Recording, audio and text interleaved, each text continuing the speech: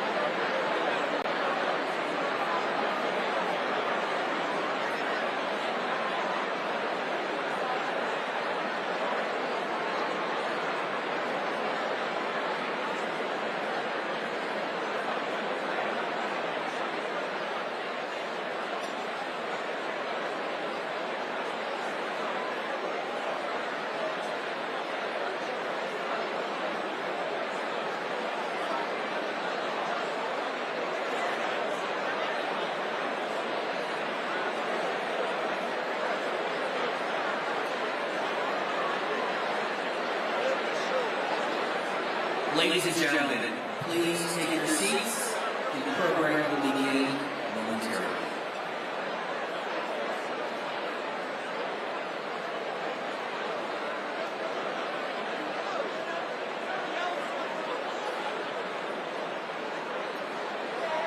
Ladies and gentlemen, please welcome the Board and General Counsel of the White House Correspondents Association. Attorney Simon Lakovich.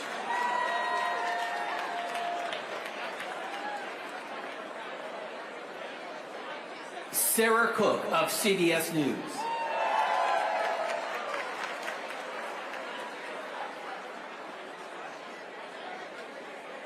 Andy Harnick from Getty Images.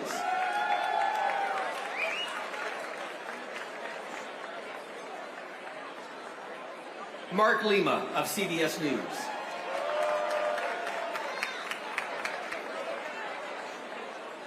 Jackie Heinrich of Fox News.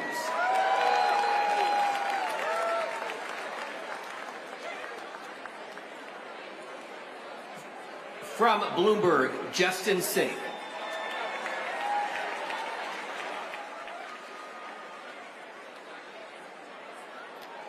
The White House Press Secretary, Caroline Leavitt.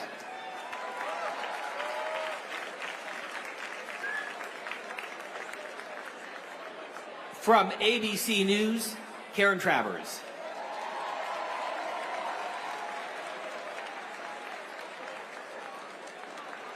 Trevor Honeycutt from Reuters.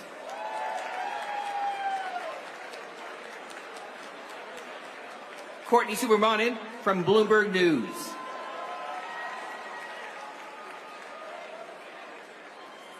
From Time Magazine, Brian Bennett.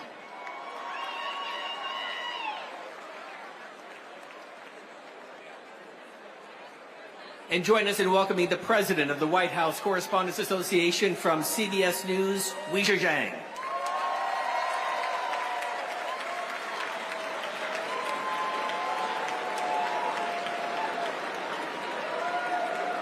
The headliner for this evening, mentalist Oz Perlman.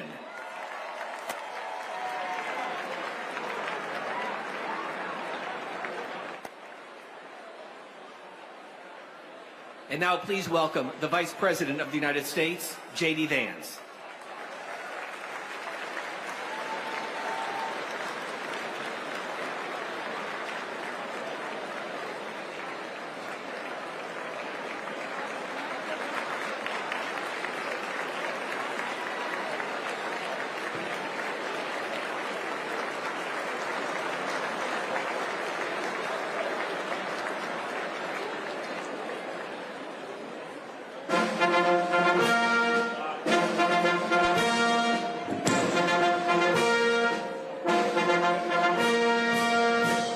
Ladies and gentlemen, the 45th and 47th President of the United States, Donald J. Trump, and First Lady, Melania Trump.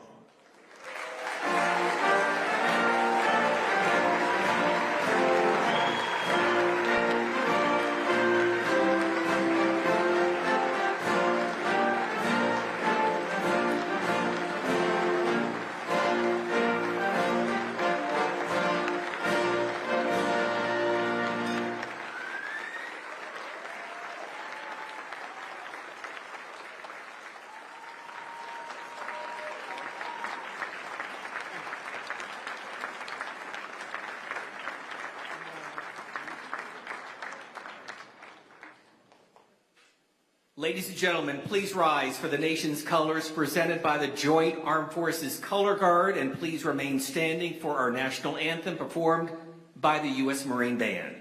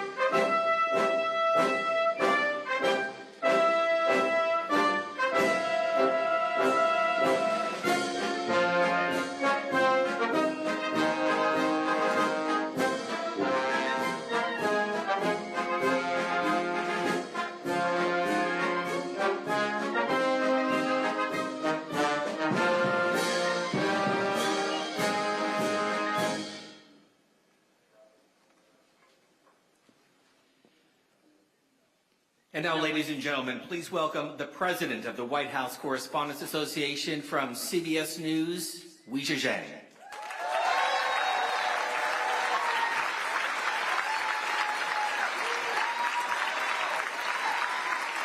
Welcome. Welcome to the 2026 White House Correspondents' Dinner.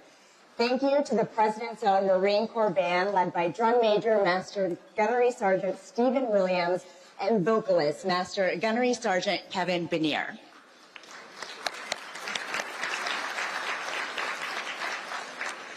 Good evening to everyone. President Trump, Madam First Lady, on behalf of the White House Correspondents Association, thank you for being here. It is meaningful that you're with us tonight.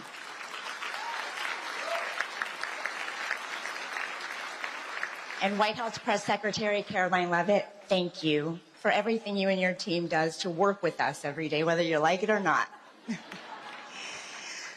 I'm biased, but covering the White House is the best assignment in all of journalism. We have the privilege of covering the biggest story in the world every single day. The speed is exhilarating, demanding, and it offers a critical public service. Strong journalism benefits the entire country. Tonight, we will celebrate the exceptional work you have done and toast a group of promising students who want to follow your lead. Of course, at the heart of both of those things is the importance of the First Amendment. I want to take a moment to recognize some important people who helped me tackle this job and who helped make this night possible. First, to the members of the White House Correspondents Association, thank you. Thank you for this opportunity to lead. It is an honor and a privilege. Thank you to my advisor in this role, Kelly O'Donnell of NBC News, and to the other past WHCA presidents who have helped me navigate challenges. To my CBS News bosses, Tom Sobrowski, Barry Weiss, Mark Lima, thank you. Thank you for your leadership and support. To the relentless CBS News team, especially the White House unit, I am grateful to call you not just colleagues, but friends. And thanks to the mentors and other friends who have kept me balanced this year and always. And of course, to my family. In a world full of chaos, you are my calm, and I love you. We have a big night ahead, and we're going to get started now. So enjoy your dinner, and we'll be back. Thank you.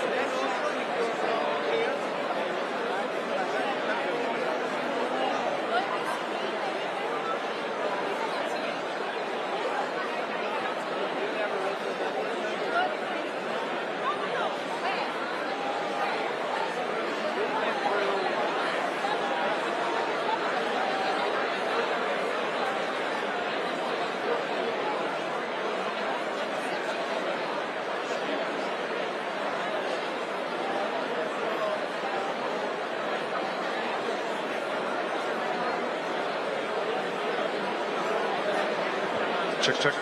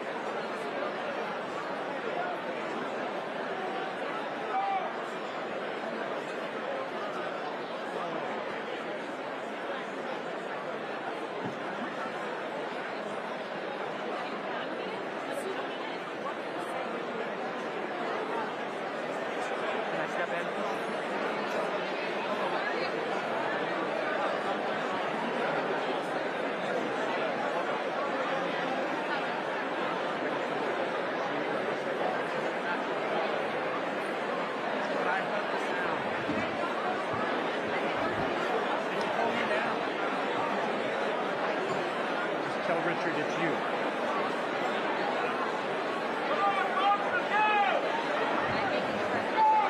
Hey, it's the car.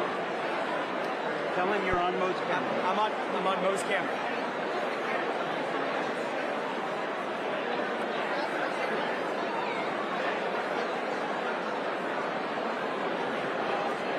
I got it.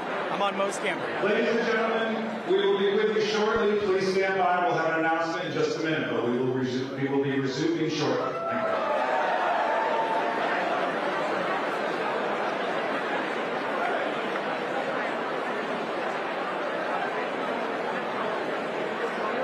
Yeah, I'm ready.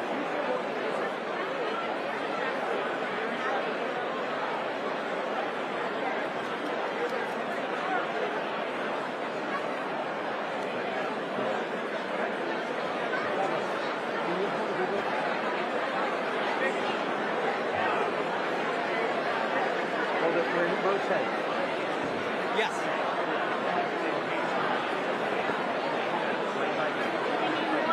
Are you hanging up on Sam's phone?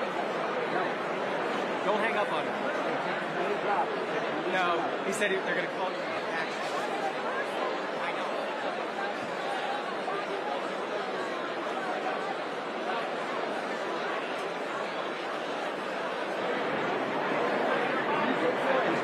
I'm calling Richard Sullivan. Tell Richard he has to conference in the phoner. Okay. Gotcha.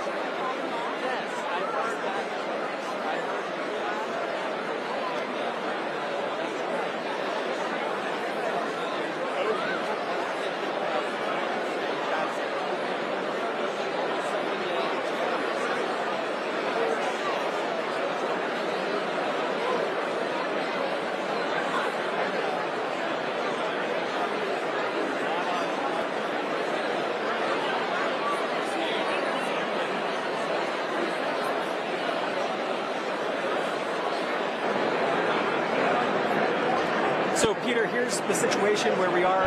Just a few minutes ago, Peter, they were telling people to leave through those doors, the doors to the stage right, and many of the reporters started moving towards the doors. And then they came out and made an announcement that they're going to be resuming the program shortly. So it's unclear if the White House Correspondents' Dinner is going to continue. Obviously, all the dignitaries, the president is not here, J.D. Vance is not here, the cabinet secretary is not here. Many of those folks with security personnel have been rushed out of the building. Wei Zhang speaking now. We have an announcement. I know everyone's going to want as many details as possible, and right now we don't have that, but I can tell you that our program is going to resume momentarily.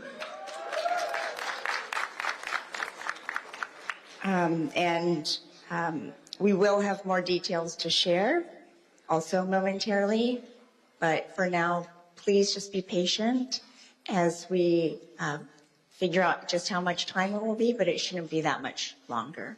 Thank you very much. Thank you.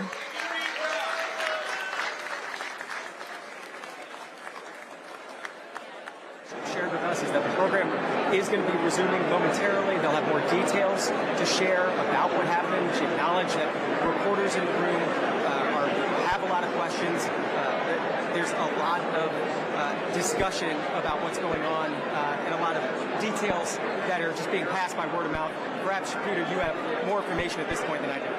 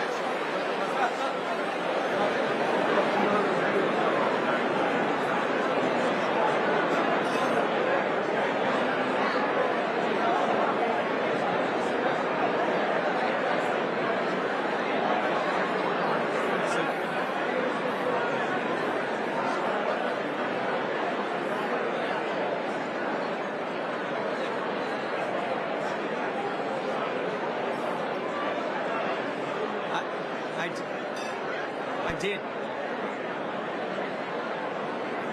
Sam James, So we're told that the program is going to continue. I don't know if you heard Wei Zhejiang.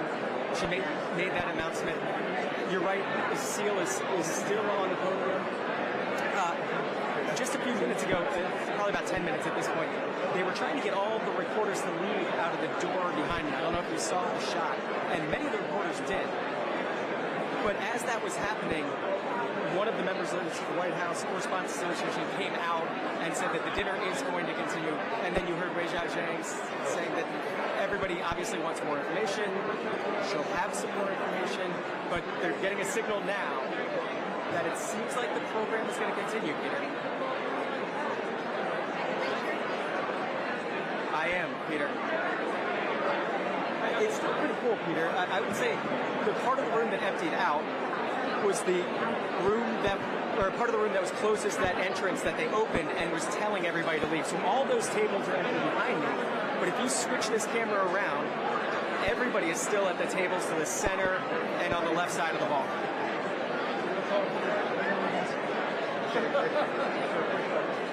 How well do you hear me? Okay, I'm gonna. Yeah, I don't know if you saw that, Peter. They were coming through, knocking chairs out of the way. John, they weren't real concerned about tables or glasses, obviously. But there was a decent amount of tables and chairs that had been flipped. I only saw one person who was being carried out who seemed to have some more leg issue. I don't know if that happened with the Secret Service member leaping over them or leaping on them. But one person was injured leaving, and they were escorted out by a Secret Service member with a gun. I put it in, so they may be setting the prompter up.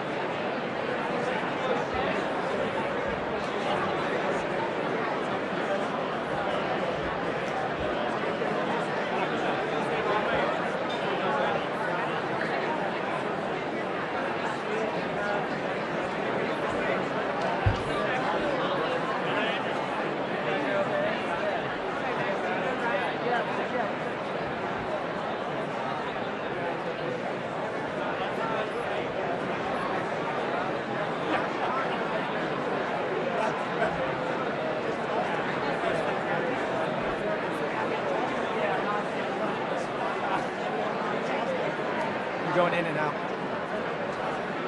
I'm not hearing programming anymore. Yes. Just get your Pastor John for a report, and I'll cue him, okay? Richard, you need to cue him. I'm still with you, Peter. Yeah, I can hear you. Peter, so we've turned our camera down around 180 degrees. Before you were looking at me towards the emptier side of the room. You can see behind me that most of the room, most of the reporters and folks here are still waiting around because of that announcement. Empty. The reporters and the folks sitting close to the door, everybody out. Everybody out. Yeah, Peter.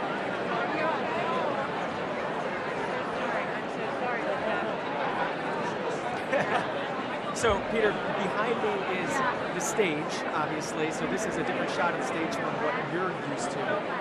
But as you said, they haven't taken the president's plaque off the podium, and there's been some movement on stage. There's been no movement, I'll say, at the dinner tables. There have been some of the wait staff that has come out and removed the salad course.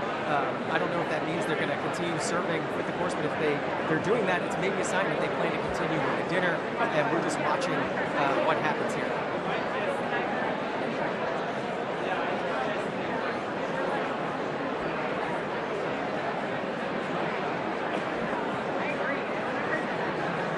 He's back on camera. He's back on camera.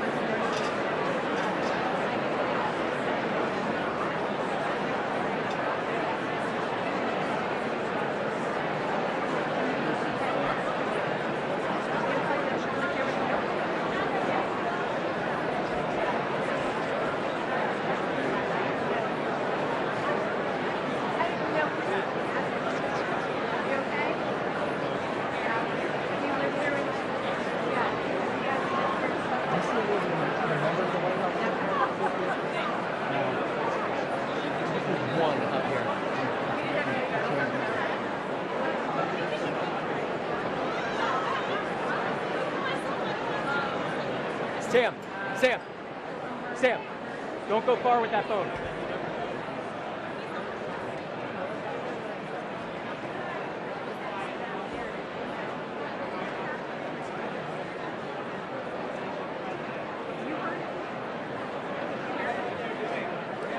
Peter, it's literally a lot of waiting right now, trying to figure out what to do. The reporters in the room obviously don't want to leave. It's just kind of the nature of reporters who want to see what happens. It's a lot of checking phones, checking in with family members, people asking if they're okay, people asking if other people have information. But like I said, there's also people popping some of the bottles of wine that hadn't been opened yet. I think people trying to relax after an obviously stressful time just about 45 minutes ago.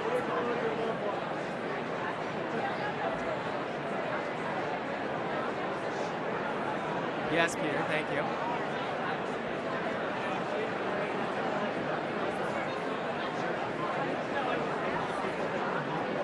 No, Peter, it's what the heck is going on. We were talking about it afterwards. I thought a table got tipped over at first. It wasn't a distinct pop, pop, pop, pop. It was more of a bang, bang, bang, bang. I don't know if that makes sense, but it wasn't what I expected. What a bullet sound would sound like.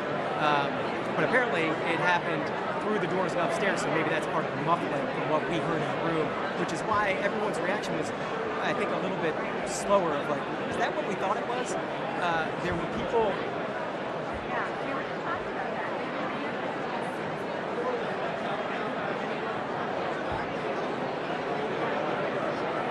Yeah, it's about 2 stairwells down. You come into the lobby. You saw where our red carpet coverage was.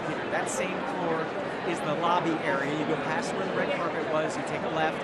You go through magnetometers, dogs. I assume bomb-sticking dogs, that sort of thing. We had to go through all of that in the lobby, and then you go down 2 levels, and that's the height of this room that you can see to get to where we are, which is why cell service isn't right down here. But if this happened in that area, it's more understandable why things were muffled up there. And the people in the back of the rooms, the one closest to the doors, were the ones that reacted first. The doors were open. I saw 1 or 2 people sort of leap over the banister in the back of the room, and that's when people started ducking under tables, and then the Secret Service came in.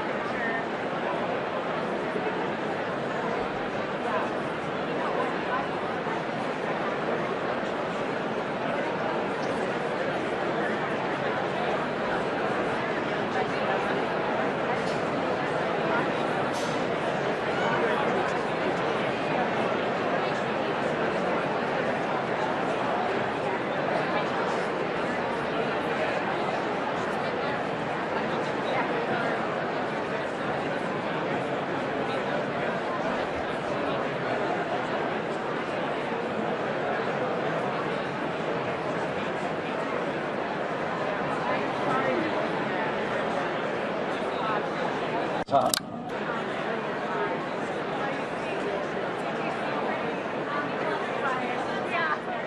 Hey, I'm here. I just lost it. That too. Everything went. I'm gonna give you a different set of earbuds. Sure. Okay. Say hi to Wade, and then let's call him. We're gonna call back again on your phone because my battery's gone. Ready? Oh. No. Here's the phone number. 202-748-8003.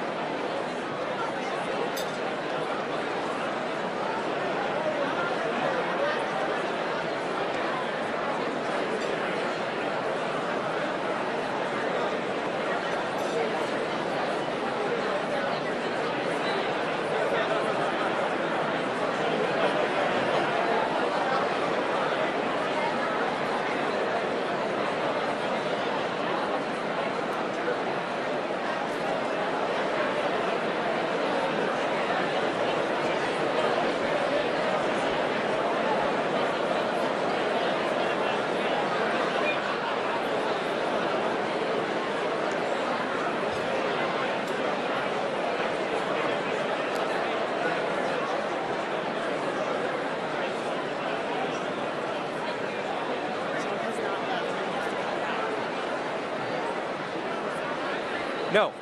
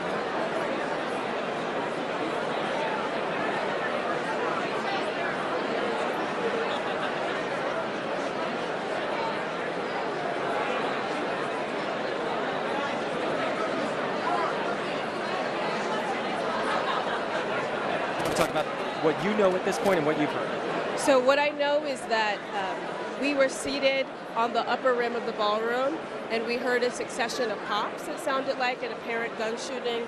We saw folks get down to the ground, and after those shots rung out, I actually looked at the dais, and I saw President Trump, and he hadn't yet been evacuated. This, of course, just happened a couple of seconds after. It was really quick timing. Secret Service moved to remove him from the room, and then we saw them trying to basically climb over the tables. Right. And if folks can see the room, the tables are pretty close together. People were seated, some on the ground, but really questioning what was happening. It was a confusing time. I talked to some officials down in the bowl here, and they said they actually didn't hear pops. And so it was a lot of confusion. I talked to one administration official who said the first thing that they heard, they were seated closer to the stage, was the sound of running, not actually the pop. So everyone's kind of hearing something different inside of the room. But you saw the Secret Service agents climbing over the tables, trying to remove the cabinet officials. We saw Secretary of HHS, Robert F. Kennedy Jr. being removed. Marco Rubio, they were trying to find him in the ballroom being removed. Secretary of Defense, Pete Hegseth, being removed. All these individual details. All of these folks being removed. And I mean, just for folks to witness it, obviously we have these cameras running, but it both felt like it happened so quickly, and also it took a lot of time because of the formation of these tables. Have you gotten any information more than we've heard from Wei Zhejiang about this continuing? What we know was the announcement saying this will continue in some way, and we also heard that the president wants to come back. Yeah, so we have heard that the president wants to come back. Our sourcing, some say that he is confirmed to come back, some say that he wants to come back. But obviously, I talked to one administration official still left in the room tonight who said that whether or not he does come back because of Secret Service, they believe that he wants to come back because this would now be his third assassination attempt. And this would be a moment for him to be president and show America that he is still here. Of course, the question of whether or not Secret Service wants him back in the room, whether or not it would be okay, whether or not they feel, we've heard that they believe that their threat is neutralized, but whether or not Secret Service feels confident enough to put him back in the room is one thing, but we have heard that he wants to be back. Peter, I just heard you're heading out.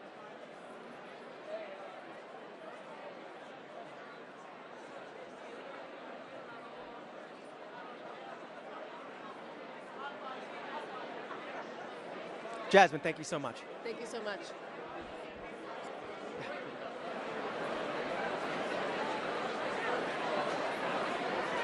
This mic is not working. Peter said it's not.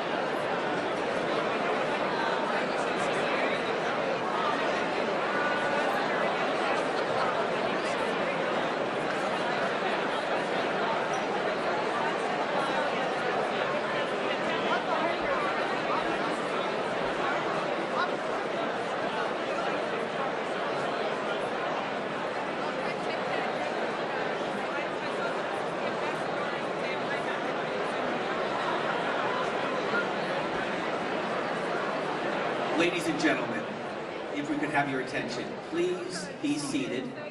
The program will resume. Dinner service will begin momentarily. We appreciate your patience. Please take your seats.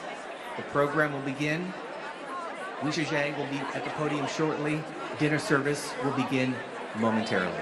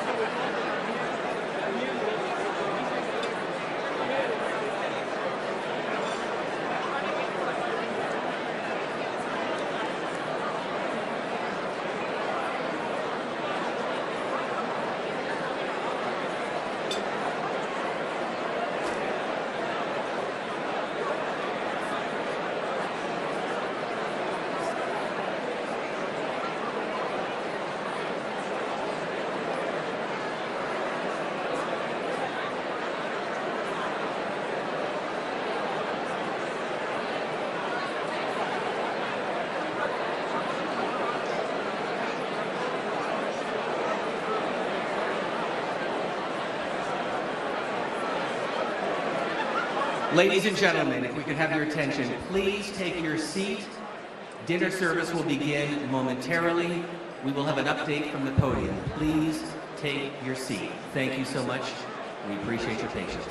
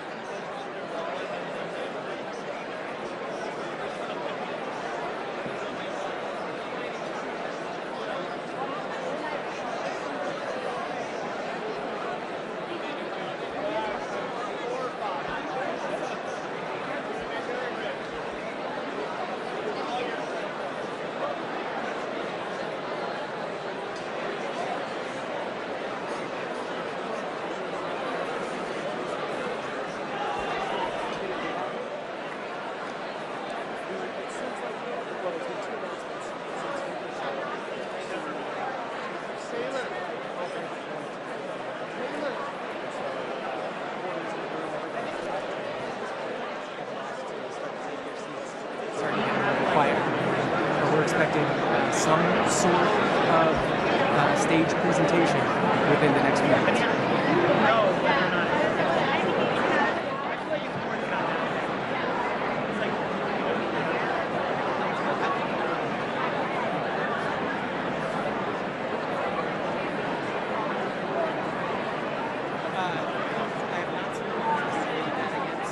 Some of them were removing some of the salaries earlier. In terms of what the program could be, I mean, I would imagine the Wei Zhang will try to give some details. She said a couple times now, we want to know what happened, we have more information. It seems like the president has to say something. I think they're going to go for the full program, awards, and all the media and odes. I don't think so. I think they want to do something. This is a celebration of the First Amendment. This is, the freedom of the press and the freedom of the press not being intimidated by what's happening. Somebody wants to that is now the priority. Yes, that's the priority of the folks from the White House Association.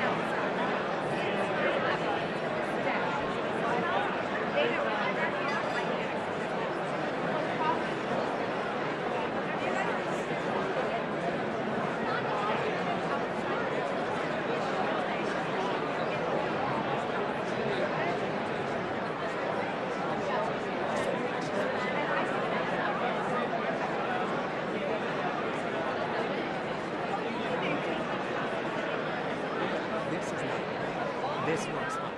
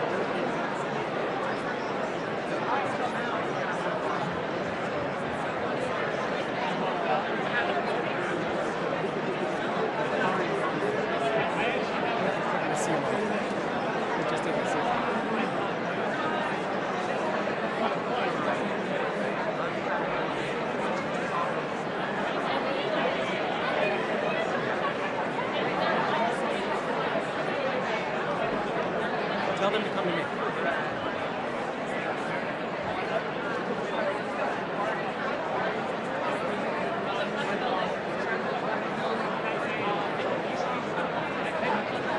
Yeah, Peter, I know you've talked about the presidential seal on the podium.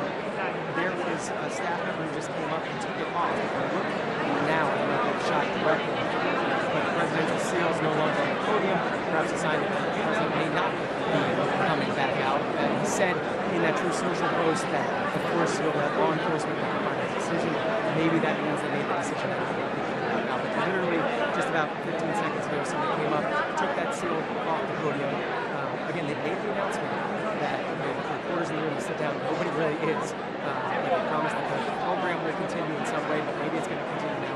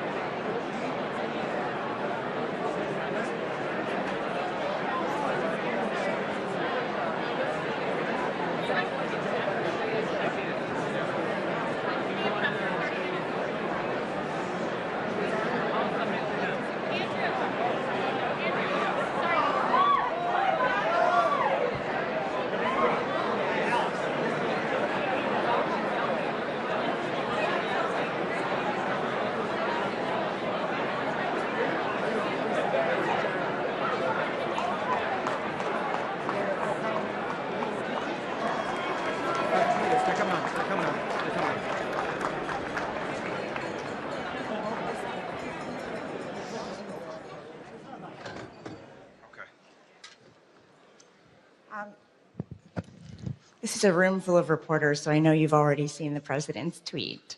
My apologies, his post on Truth Social. And law enforcement has requested that we leave the premises consistent with protocol. And he wanted to emphasize that nobody was hurt. He and the First Lady, the cabinet, everybody's safe. The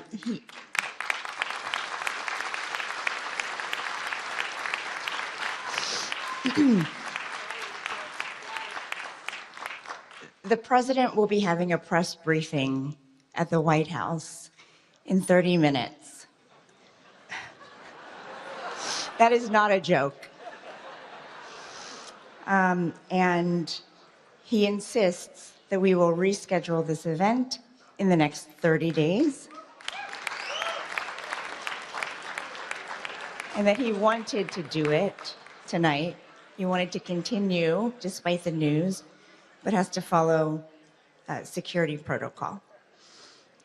I said earlier tonight that journalism is a public service because when there is an emergency, we run to the crisis, not away from it. And on a night when we are thinking about the freedoms in the First Amendment, we must also think about how fragile they are. I saw all of you reporting, and that's what we do.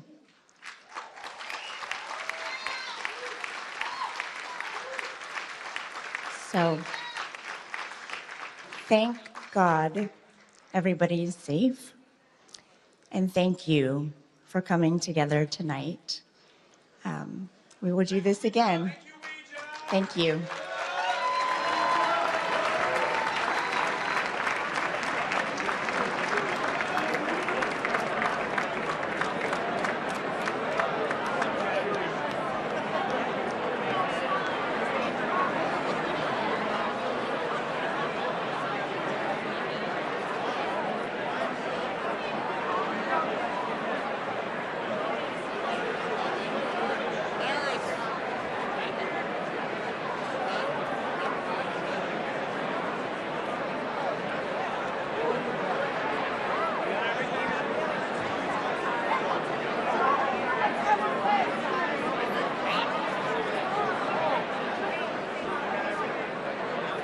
Ladies and gentlemen, thank you for your attendance this evening. We ask that you please leave the building safely. We wish you a good evening. Again, please exit the building safely. Have a good evening.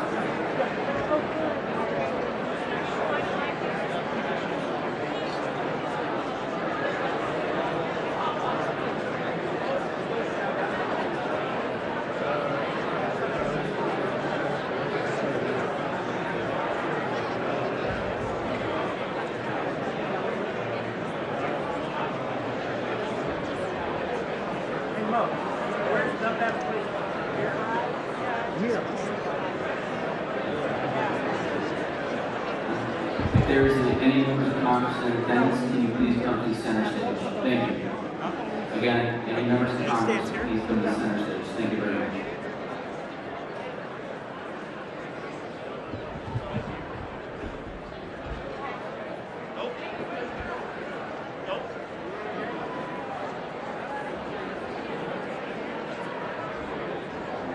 He's going to go listen for a second.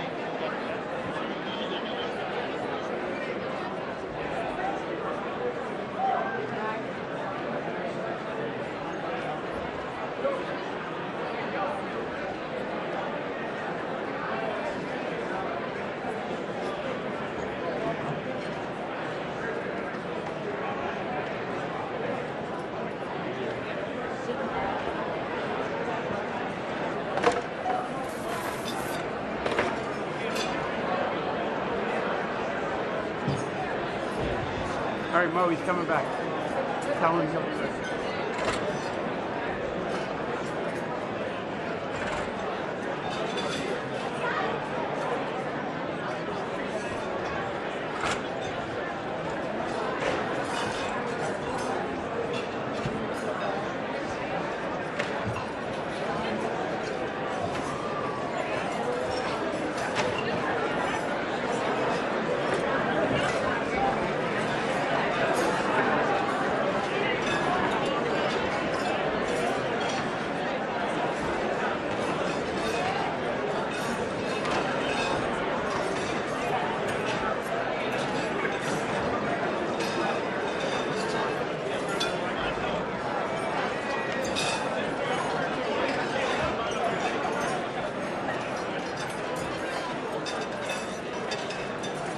I think they're still having trouble hearing you.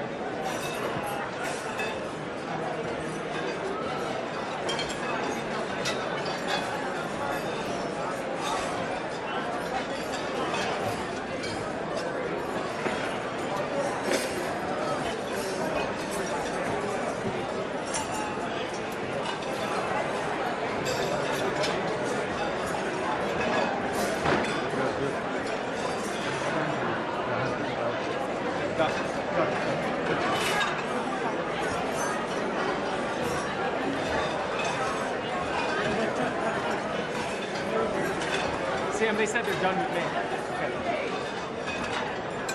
All right, I'm going back to Sam.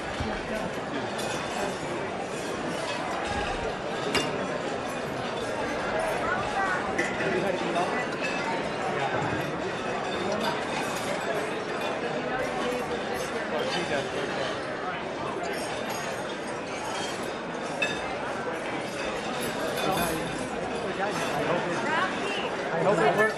I hope it works out and that we got my video for whatever it's worth. Okay, it's really good.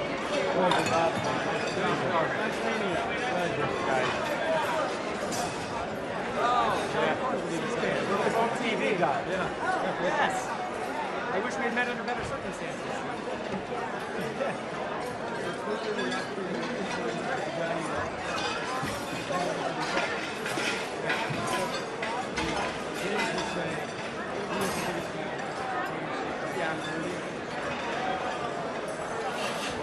Well, so we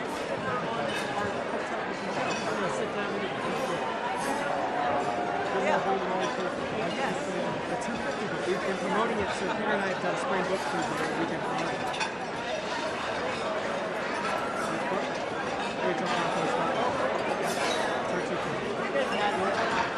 No? Mr. Book Cruise. Where's the guy? Tell Peter that. Yeah, do you have? I actually don't have one. Usually don't. Washington. The Washington Post does so, I don't get to sit down for trying to read this more than an hour on another again. Well, I chatting with her on the red carpet. It's ABC News.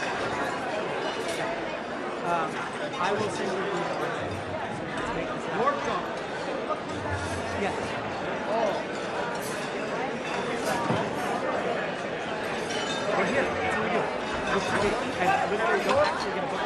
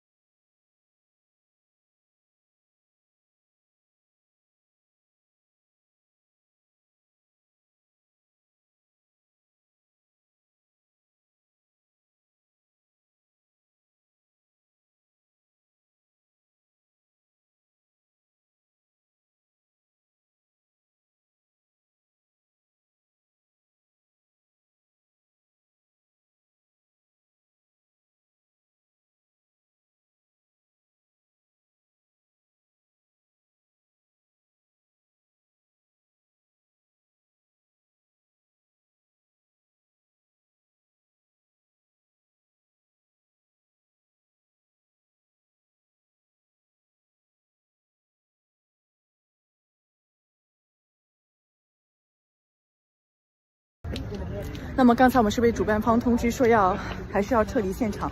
那本来他们是想把这个晚会呢重新再开起来，但是呢主办方后来出来说，因为安保的要求，他们要求终止这场晚会了。那大家也看到了，在晚宴开始的10到15分钟之后呢，是传来了阵阵枪击声。那大家也是马上卧倒，尽量的找掩体。那当时川普总统还有副总统万斯以及内阁成员呢是被马上疏散了。那但是呢，大部分人当时是留在了会场。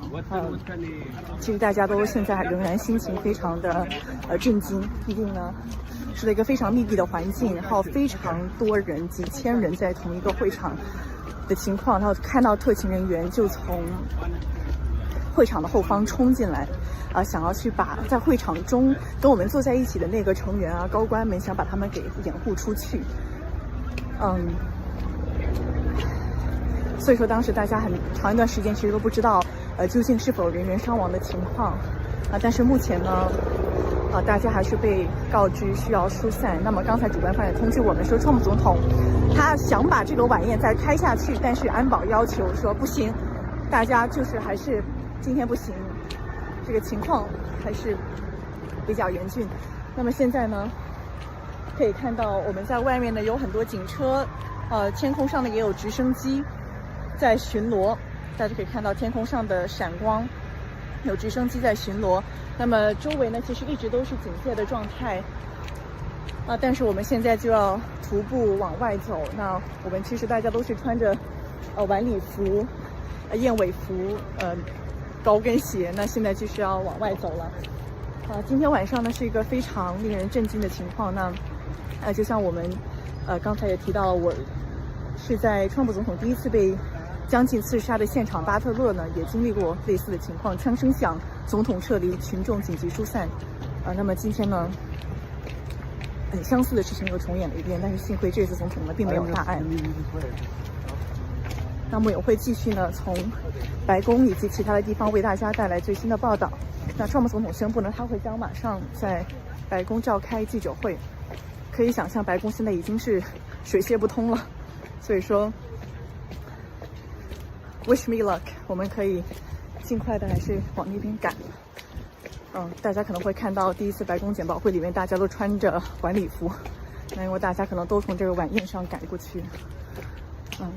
这是一个非常令人震惊的时刻，但是那幸亏大家这一次是至少在宾客中以及主要的政府成员中是完全没有伤亡的情况。那我们也会后续为大家带来最新的报道。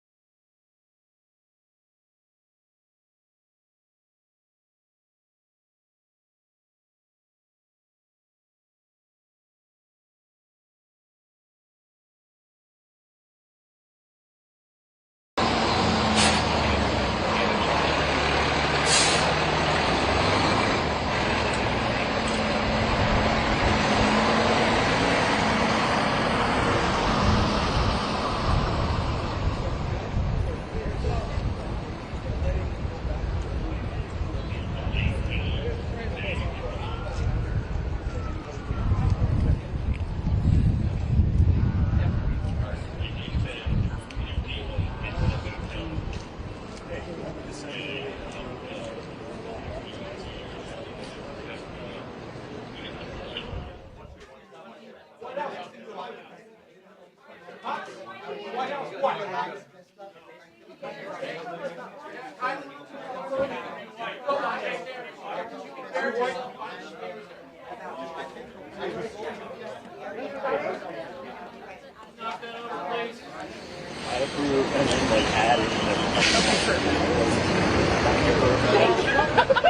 got you covered. He turns around. So do you pass me covered? Show it to you. See like the roof. Love it. I don't have my laptop. Neither do you. I don't even have my bag. It's printing like just use it. You can tell. I'll show you. Kate's going to do it. Okay. And Kate has. Great.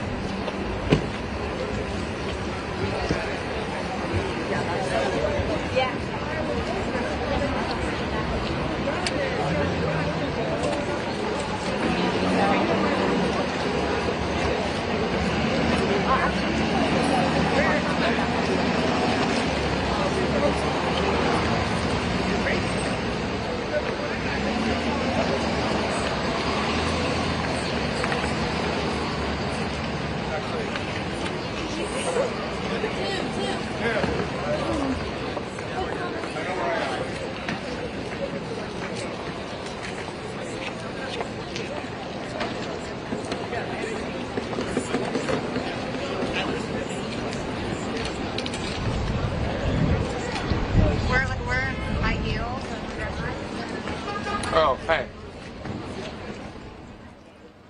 And good evening. We do have some breaking news tonight. A shooting at the White House Correspondents' Dinner in Washington, D.C. That's after reports of gunfire at the event.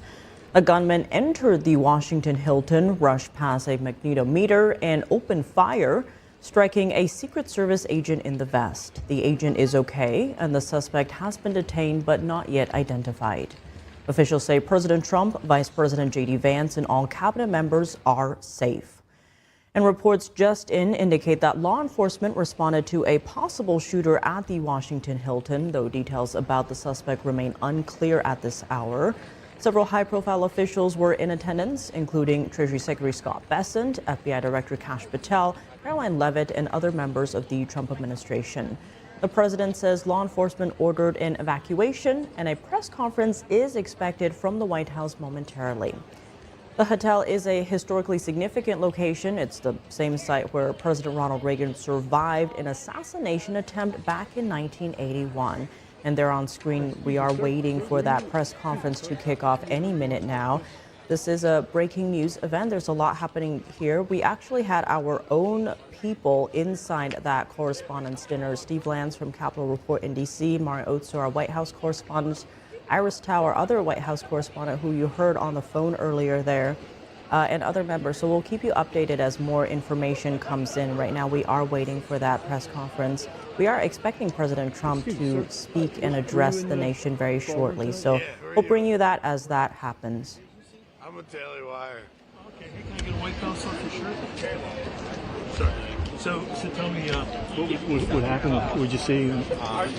Man, we were sitting there, and all of a sudden we heard a few loud bangs, and it's hard to tell immediately, but then a bunch of people came sprinting into the room, and we saw everybody getting rushed out, Donald Trump first, and that's when it became pretty obvious what was going on, and every single person around me just jumped under a table. Yeah. Yeah, I'm talking to Reuters right now. Anyway, so tell me, is this how you expected it to end? I mean, it's a ridiculous question. No, obviously not. Yeah. This is one of the best nights of the year for reporters.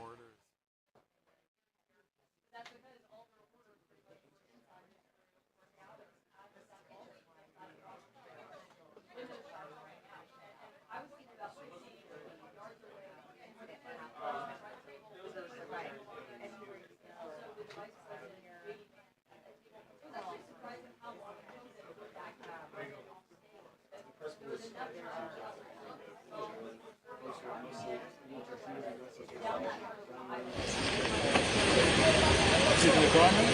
Are you hot too?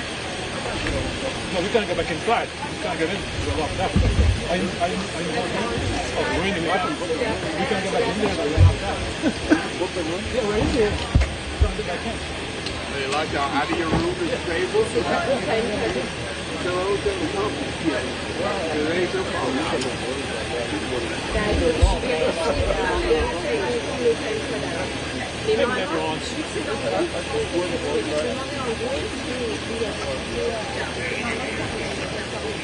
Yeah, come on. I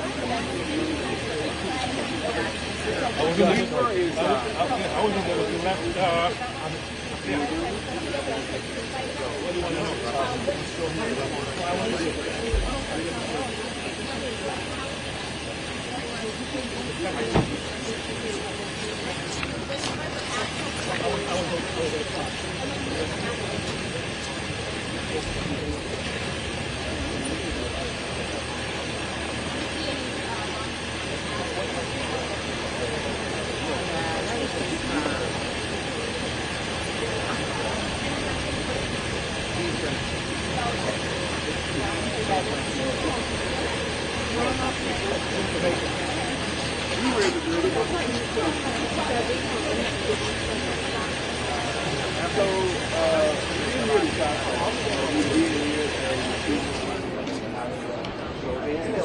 Yes, sir.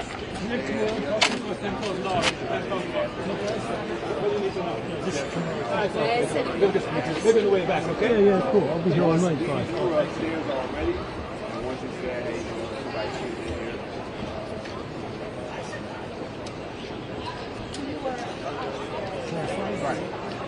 Yeah, you were upstairs. Did we hear the shot? So actually the sound was pretty good in there, right? So to hear the shots, you would have to actually do it. So by the time they were shooting, we had already left.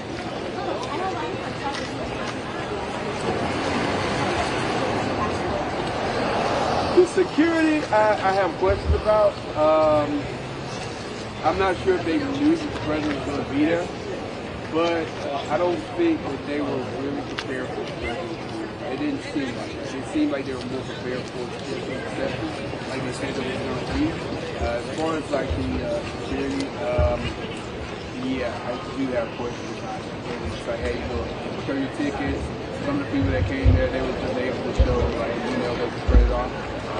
You got invited via email, so yeah.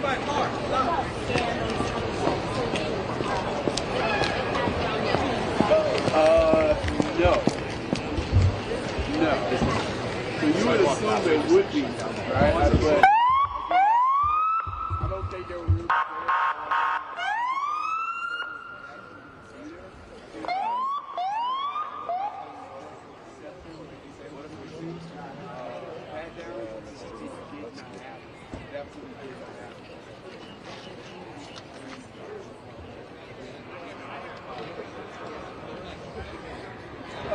so really, I was glad that it worked out there, that we had all And while we wait for that press conference to start momentarily, we'll keep you updated with what has been happening. President Trump has been posting a couple things on Truth Social. In one post, after the situation settled, President Trump said that law enforcement ordered attendees to leave the venue. He added that he plans to hold a press conference shortly. There you see on screen as we're waiting for that. Now, the president adds that the First Lady, Vice President, and all cabinet members are safe. And he says the event will be rescheduled within 30 days. And in an earlier post, the president praised Secret Service and law enforcement for what he called a quick and brave response. President Trump added that the suspected shooter has been apprehended. He also indicated he suggested continuing the event, but says officials will ultimately decide how to respond. Of course, it's an ongoing situation there. We will bring you more. As you can see, there's some activity in the room there as we await that press conference supposed to start very quickly, momentarily there. And again, we did have our own people inside the room. You've actually seen some of the posts there. Our White House correspondents, Iris Tao and Mario Tsu, both posting on X about their experiences being in the room. We have other people who were there as well.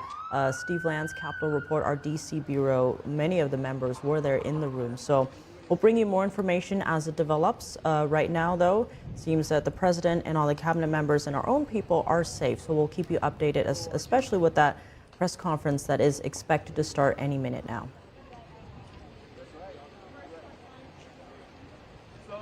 So on the bottom corner, you're seeing a lot of sirens. The president is expected to show up in about 2 minutes. So if you're seeing more activity there, could be coming in, as in the president. We are waiting for that speech to start any minute now. We'll be bringing it to you live. We are hearing that it will start within about 2 minutes is what we're hearing right now.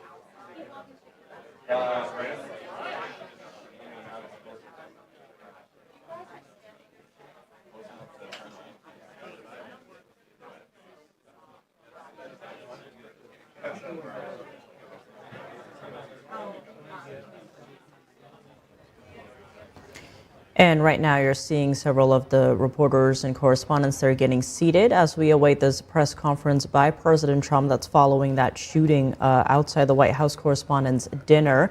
We're waiting for that speech to start any minute now. Right now there is a statement put out from the United States Secret Service regarding the shooting incident at the White House Correspondents' Dinner. They wrote, quote, "The U.S. Secret Service, in coordination with the Metropolitan Police Department, is investigating a shooting incident near the main magnetometer screening area at the White House Correspondents' Dinner. The President and the First Lady are safe, along with all protectees. Now, one individual is in custody at this time. The condition of those involved is not yet known, and law enforcement is actively assessing the situation." President Trump has praised Secret Service and law enforcement for their quick and brave response to this as it was unfolding earlier. Again, we do have our own people who were present in that room as the shots rang out, or at the sounds of the shots rang out. So again, right now you're seeing a lot of the correspondents are seated as we await the president to show up and speak to and address the nation, frankly, in any minute about what happened tonight. So we'll bring you that, as you can see on screen. Any minute now, the president will address the nation.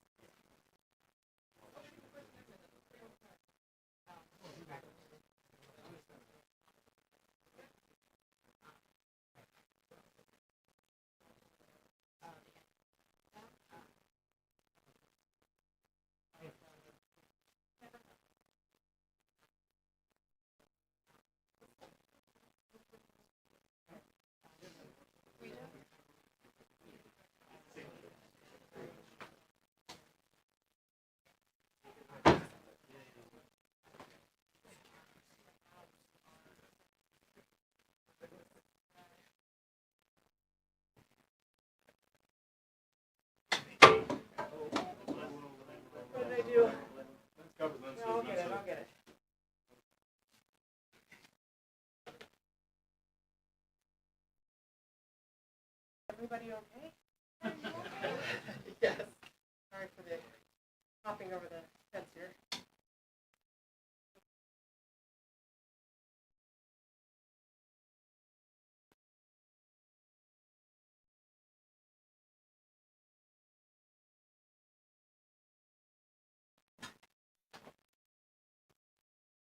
Well, thank you very much. That was very unexpected, but incredibly acted upon by Secret Service and law enforcement. And this was an event dedicated to freedom of speech that was supposed to bring together members of both parties with members of the press.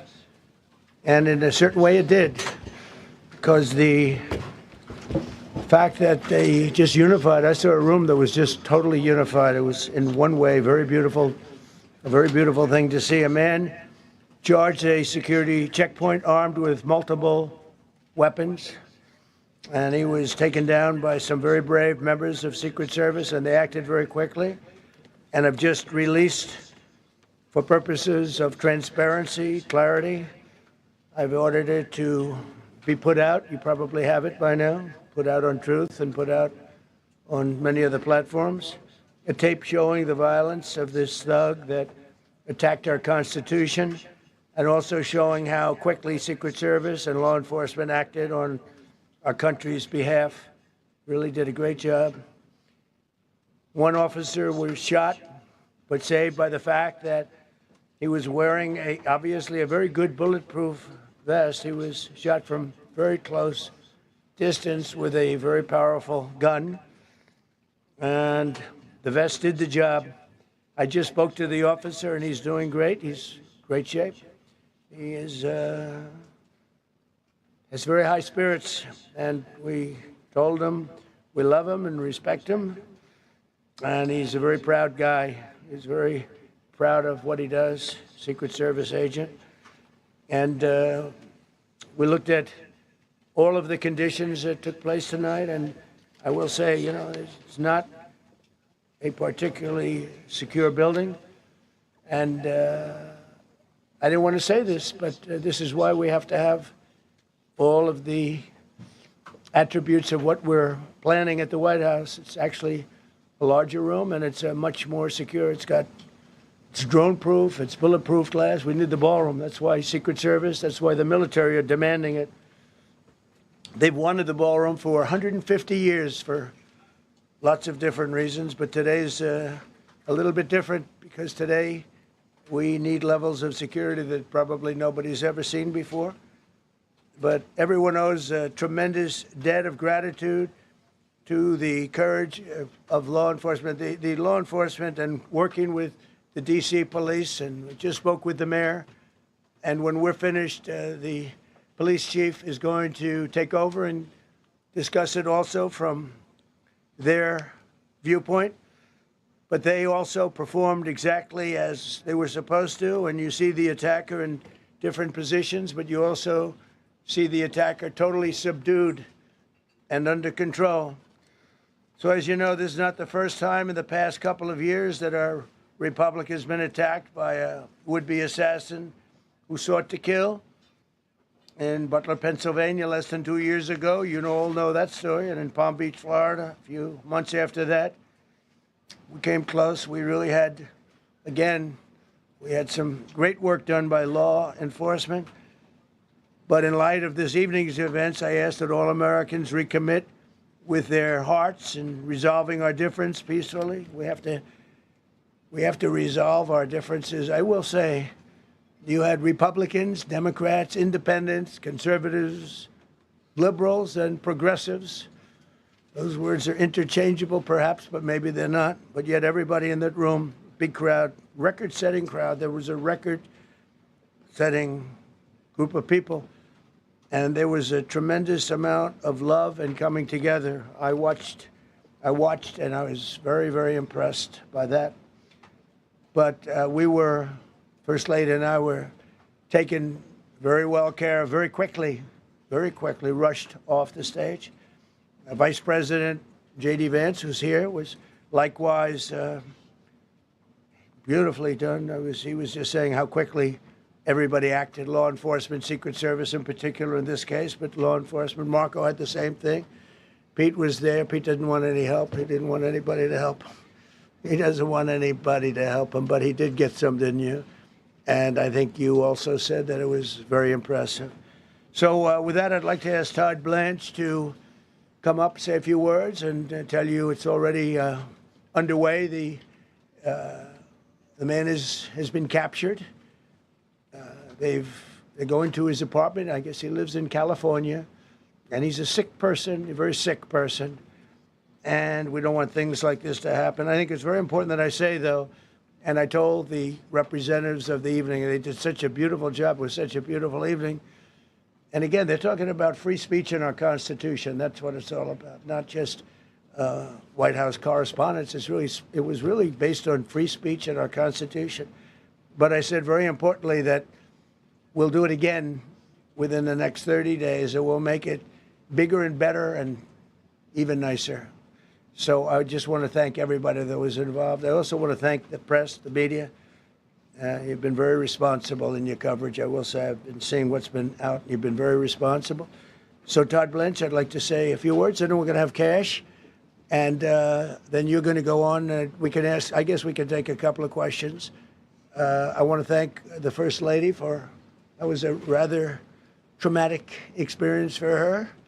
There was a lot of action taking place up there very quickly. But again, the response time was really incredible.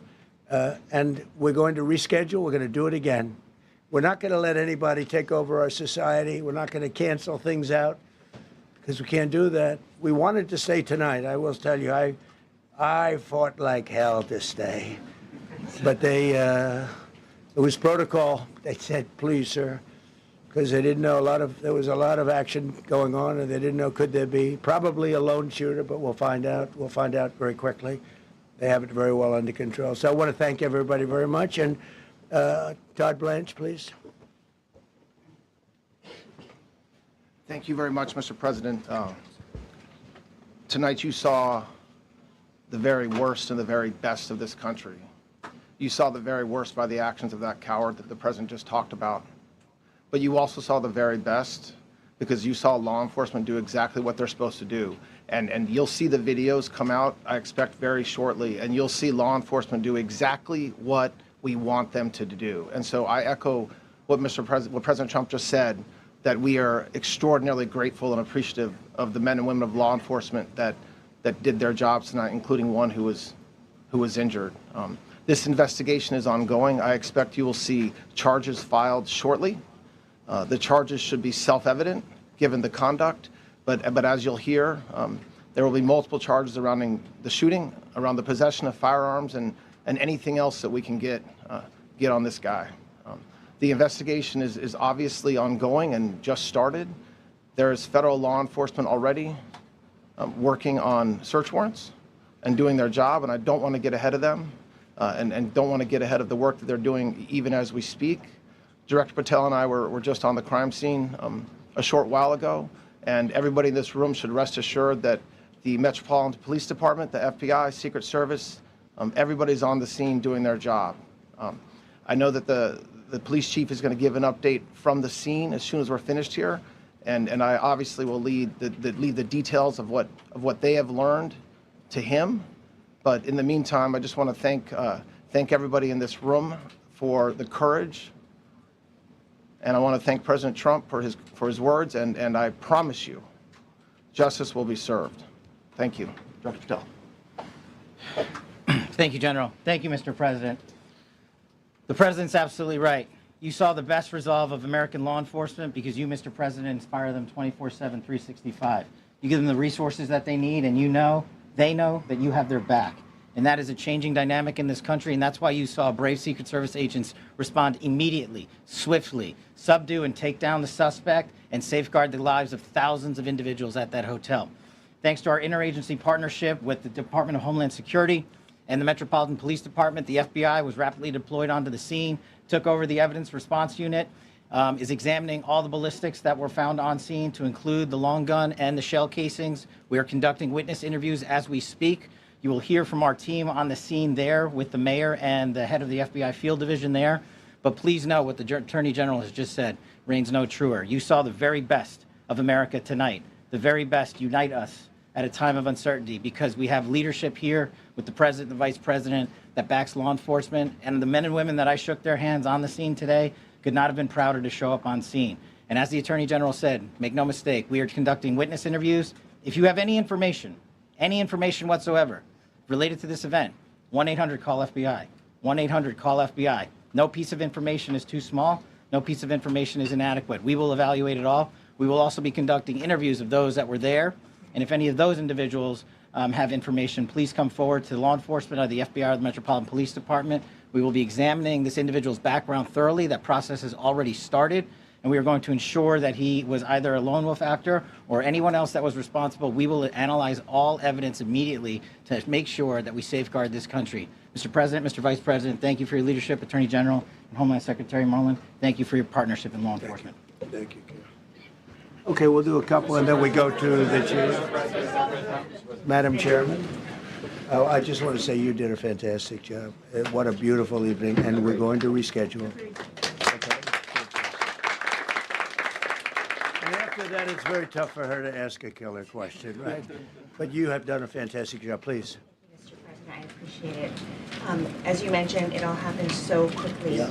And I wonder, especially because unfortunately you have experience with these sorts of threats, in that moment when you realized there was a threat and service agents were telling us to get down, can you describe what was going through your mind, how you were feeling in that moment?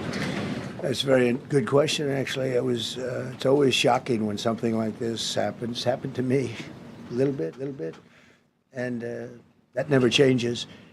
The fact we were sitting right next to each other, First Lady on my right, and I heard a noise and sort of thought it was a tray.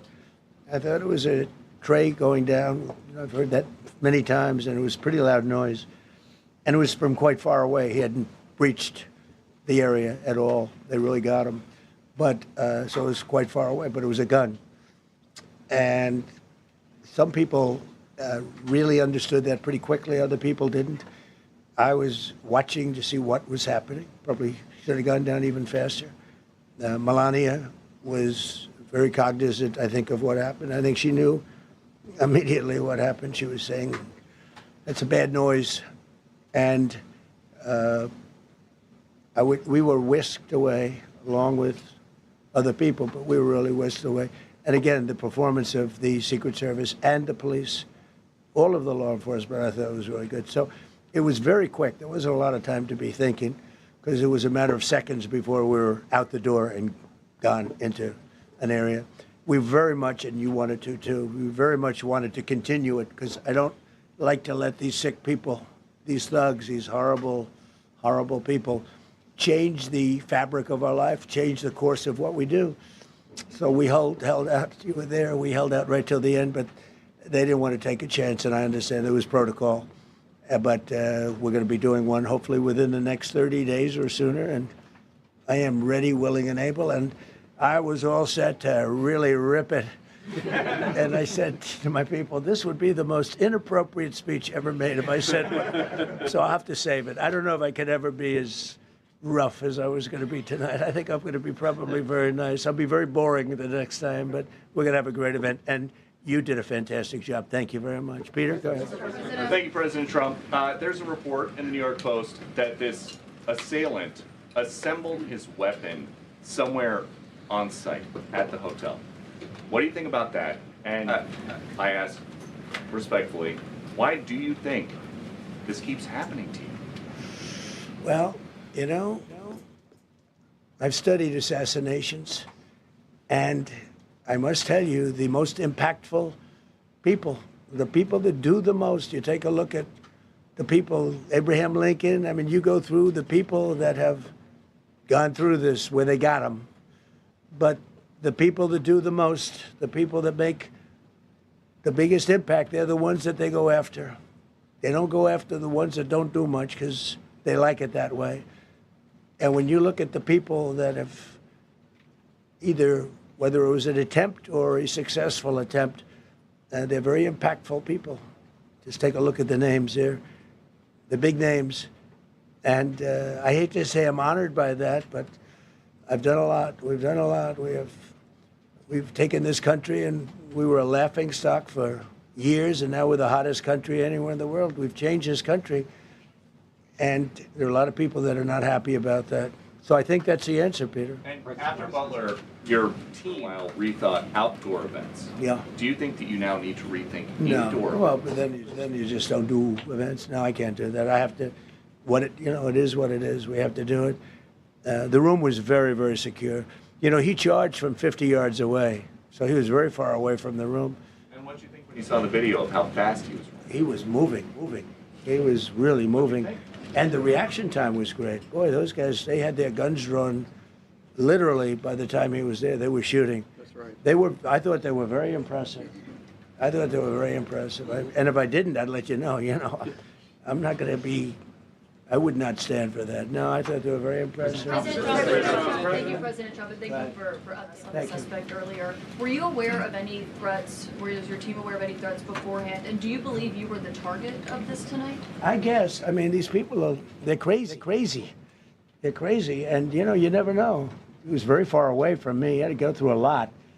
We had resources all over. We had resources sitting at tables, literally in disguise, sitting maybe at your table, who knows? But we had people all over the room, so he had a long way to go. That was really a first line of defense, and they got him. And they really, you know, they acted incredibly. No, there was no notification. We had no idea. Go ahead, Kevin. Do you know any political motivations from this? Well, you never know. Now, we'll be able to tell you that maybe by tomorrow or the next day. You know, he's in custody, and they're asking him a lot of questions. I guess they're going over, Todd, and they're already at his apartment. He lives in California. Yes, sir. And they're over there, so they'll be able to tell you. Thank you, Caitlin. President Trump, did the suspect say anything or is wearing anything that would allege some type of motive here? Nothing, no. I mean, he was a guy who looked pretty evil when he was down. You know, they had him down. He was fighting hard. He was, in my opinion, a sick person. Who would do that but a sick person? But I think you're going to find everything about him. No reason to talk about it now. But tomorrow at this time, long before this time, you're going to know a lot of things about him. They seem to think he was a lone wolf, and I feel that too. Are you concerned about U.S. service protection ability? We saw several of the detainees take minutes to be escorted out the room. No, they acted very quickly. No, I was very impressed by Secret Service. I mean, I'm the one, and Mark Wayne, you would agree with that, I think. I'm the one that would complain. You don't have to complain for me. I would be complaining. I'd be up here right now saying they didn't do their job. Oh, believe me, because, you know, it's my life, and I want to live because I want to make this country great. That's why I want to live. But when you're impactful, they go after you. When you're not impactful, they leave you alone. Okay, a couple of more. Go ahead, please. Is there any indication that this shooting could have been linked to the war in Iran? I don't think so, but you never know. We're going to know a lot. We have the best people in the world working on it, and we're going to know a lot. Please. Mr. President, there's a lot. You, as well as some of us who have covered Butler, experienced another horrific day 2 years ago. Yeah. What felt similar? You know, you had the First Lady with you today. What felt different? And you have another 2+ years in office. Are you concerned about something like this happening Well, I again? can't be concerned. I can only get great people. They did the job, in my opinion, a much better job than Butler. Butler had one weak spot that we all know about. Somebody should have been up there. But even Butler, we had our sniper on our side within 4.2 seconds from a distance of about 400 yards, one shot, and he was gone. And if he didn't do it, now, you know, he's David. His name was David. I say, hello, David, every time I see him. David, I like you very much, David. But think of that.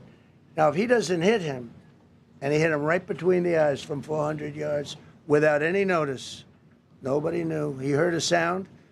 He looked over, and there was actually a tree that was somewhat in his way. You know the story very well. And he aimed, he fired, and if he didn't do that, beyond me, you would have had a lot more people killed. We lost one great person and 2 people very badly hurt. They're okay now.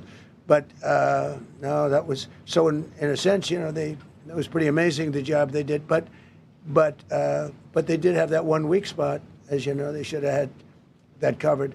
Tonight they had everything covered very quickly, and he was fast. He was running full blast, and they got him before they got any further. I was very far away. You know, he hadn't anywhere close to breach the doors of the ballroom. The ballroom was sealed, and everybody in there. That's why once those doors opened, they didn't want to do tonight. If the doors weren't opened, we could have probably done it tonight, but I think we're much better off rescheduling. Yeah, please. Mr. President, for you and perhaps Lon as well, what is the level of confidence that this was a lone actor, and has the suspect made any statements to police while in custody? Yeah, I think it's just it's not my profession. We have great professionals up here and outside that have been working with us.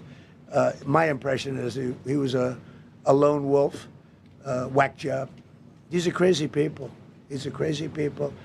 And they have to be dealt with. We had that in the second attempt, as you know, and he's spending life in prison. Because if you let him out, they'll probably, you know, if he serves 10 years or 15 years, you let him out, he'll probably try it again with somebody else. They're sick people. We have a lot of sick people. But you're going to know, I think very shortly, you're going to know, Todd, a lot about him. You're going to know a lot about him. Yeah, a couple of more. Yeah, please, go ahead. Are you concerned about political violence? This could be politically motivated. All violence. You know, I'm concerned about everything. Look, but I can't be so concerned that you can't function. No, I'm here. It's a dangerous profession. You know, I tell the story, race car drivers, I think it's very dangerous. So if you take 1% and then take about 10% of 1%, just to break it down very easily, they die. So much less than 1%, 10% of 1%. I think bull riding is very dangerous. If you take about the same, 10% of 1%, much less than 1%. But if you take presidents, it's 5.8%. And about 8% are shot at. So nobody told me this was such a dangerous profession. If Marco would have told me, maybe I wouldn't have run. Maybe I would have said, I'll take a pass. No, it's a dangerous profession, but I don't view it that way. Look, I'm here to do a job. As part of the job, it is a dangerous, I can't imagine that there's any profession that's more dangerous. but I love the country, and I'm very proud. I'm very proud of the job we've done. You see what's happened. We have a great country. We've got, I think, the most successful, the hottest country anywhere in the world. This happened over a period of just a year, and we're going to do great things. But with that come risks. There's no question about it. Yeah. So much political violence, not just aimed at yourself, but at other members of Congress, state house speakers, you name it. Is that just the cost of doing business to do politics in America anymore? Yeah, well, what does that say about our country? Too. Yeah, we're not the only country. You look at this great violence with all countries. I was talking to somebody from another country today, and they have numerous assassinations of political figures all over the world. You look at South America, it's like some of the numbers are just horrific. It's dangerous stuff, whether it's here or someplace else. No country is immune. No country. Good question. At this point? Well, probably if I decided to just not do much, if I let everybody rip us off and take advantage of us. Look, we're leading the world in trade now. We're leading the world in the military. We're the greatest military in the world. I rebuilt it in my first term, and now we use it because we have no choice. We can't let, as an example, Iran, we can't let them get a nuclear weapon. Everything will be peanuts compared to that if they ever were given a nuclear weapon, and they'd use it too. Marco and I were talking about it today. They would use it without even hesitation. We can't do that. It was a shame. I said, oh boy, look at the numbers. We just broke 50,000 in the Dow. We just broke 7,000 in the S&P. They said we couldn't do it in 7 years, in 5 years, 4 years. They were saying maybe in 5 or 6 years. And we did it in 1 year. And I called everybody together. I called all of these people and others, and I said, we have to take a little journey. I seek to do this. We just had the great number. We just broke 50,000. Wasn't supposed to happen during my term. Wasn't reachable. We did it in 1 year, and I said, we're going to have to make a journey to Iran. They're going to have a nuclear weapon if we don't do it. We had the B-2 bombers take them out.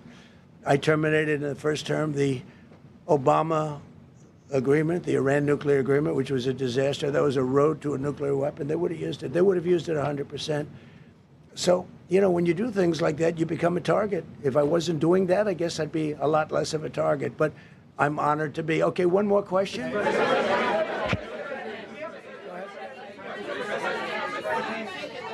Yeah, go ahead. Thank you, President Trump. Thank you, President Trump. Do you know how the gun was brought into the hotel? And also, how does this event impact you as the leader of our country? Do you think it will change your I leadership? like not to think about it. I lead a pretty normal life, considering it's a dangerous life. I think I handle it as well as it can be handled. I think a lot of other people, you read stories where they become basket cases. To be honest with you, I'm not a basket case. I really take it as it is. I do it for the country. I'm not doing it for any other reason. I have a first lady who's doing a terrific job. She loves the country, and she recognizes it better than anybody. She's told me numerous times. She said, you are in a dangerous job. But that goes along with her, too. I mean, it's dangerous for her, too. We sat there tonight. We heard that noise, and it was either a tray or a bullet. I was hoping it was a tray, but it wasn't. And again, we had some very brave people doing a great job, so we're very proud of them and happy with them. I just want to thank everybody. They will be able to give you all that information as to the names and everything else. I think we released the names already. Most of you would have it, but his name. We appreciate it. I see so many tuxedos and beautiful dresses. It was a little different evening than we thought, but we're going to do it again, and we have a great chairman who we're so proud of, and we have to make it better. We'll make it safer, I guess, right? But we're going to make it even better. Okay, thank you very much. Thank you. President Trump, someone here from the first lady talked about how impactful this was. Can we hear from her about? Well, honey, would you want to say something? Okay. One in the back, Millions of people across the globe are watching you. You demonstrated courageous leadership, and thank God you're alive. All of us are alive today. What is the message that you want to give to the world that this should change? What corrective measures can we take from here on? Well, all you can do, look, I don't care how many people you have, how good they are, They can be the greatest people. You have the greatest security in history. If you have a whack job who's got a brain, but it's a little bit distorted or a lot distorted, they can make trouble. I would say, Pete, right? You know, they can make trouble. Some of these people are of genius level IQ, and they're nuts. So it can be trouble. So you do absolutely the best. You get the best. We have the best people. Well, look, it was proven tonight. He started running from 50 yards, and he was fast. He was like a blur on tape. He was moving. It was very impressive the way they got him. Because a lot of people would be looking and saying, you know, it's like a weird feeling. And they would let him get through, but they didn't let him get through. They drew those guns so fast. They looked like Matt Dillon. They looked like somebody that knew what they were doing, and we really do. But it comes with the territory. And if you want to do a great job, I really believe that. And you take a look at what's happened to some of our greatest presidents, and it doesn't happen to people that don't do anything. And it's not going to deter me from winning the war in Iran. I don't know if that had anything to do with it. I really don't think so, based on what we know. But we're going to continue to do a great job. That's all I can do. Thank you. I'll see you tomorrow. Thank you. Thank you. Thanks, President Trump. Thank you. Glad you're okay.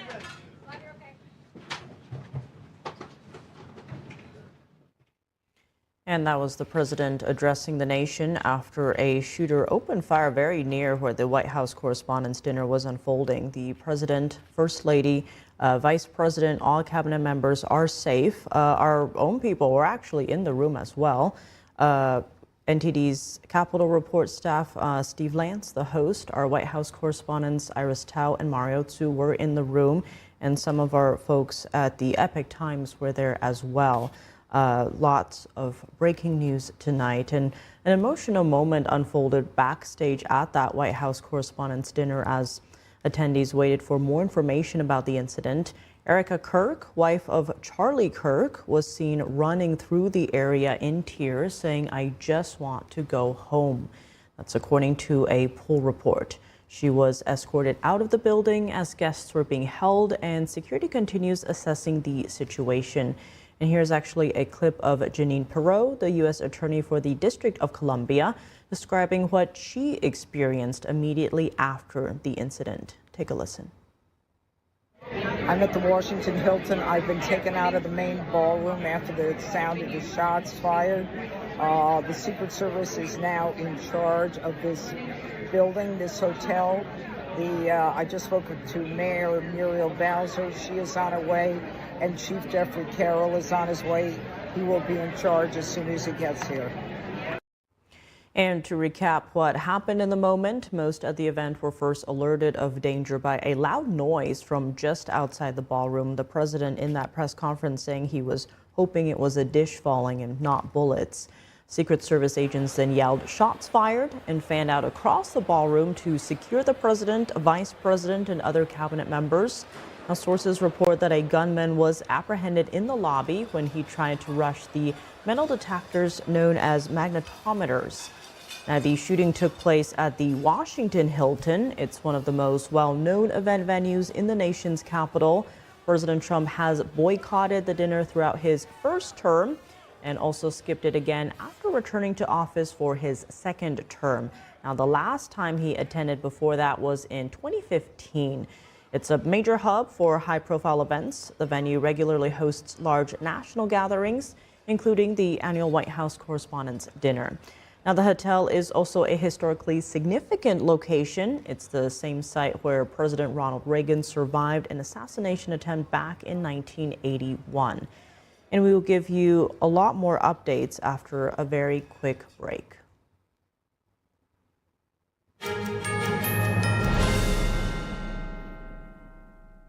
Introducing the Quest-Wise Soothing Herbal Eye Patches. It comes with 30 pairs and can be used to help combat tired and strained eyes.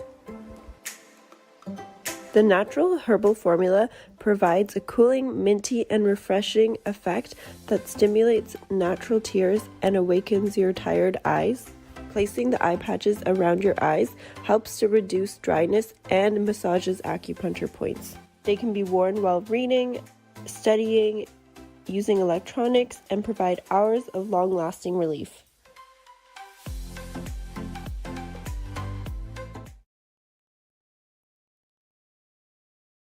According to ancient Chinese medicine, purslane is considered a medicinal herb and is used to help lower cholesterol, improve vascular functions, and prevent diabetes.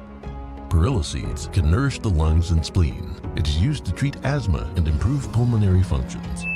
Puritang green vegetable omega-3 is made from purslane and perilla seeds from Hwangmae Mountain in South Korea. It contains over 90% of omega-3, 6, 7, and 9. The highest concentration possible without chemical additives. The soft gel is made of natural seaweed. It is 100% organic and vegan. Both adults and children can take it with peace of mind. Ancient recipes were passed down from heaven to bring prosperity and longevity. Puritang green vegetable omega-3. Kids love it. Parents trust it. Obviously. Explore GJW Plus Kids Series and Ganjiong Campus courses led by expert educators. This is spectacular. Children will learn values like respect, responsibility, and knowledge in language, science, and more. Wow. All while having fun. Perfect. Subscribe today at GJW Plus Kids, where learning meets fun. Looking for a healthy and smooth-tasting brew? Drop by Days Coffee Roasters today and explore our wide selection of specialty-grade, small-batch roasted coffee. Home to North America's first enzyme-fermented coffee, we source a wide selection of specialty-grade coffee beans from around the world, and our baristas are ready to craft your customized brew. Visit Days Coffee at 28 North Street, Middletown, New York.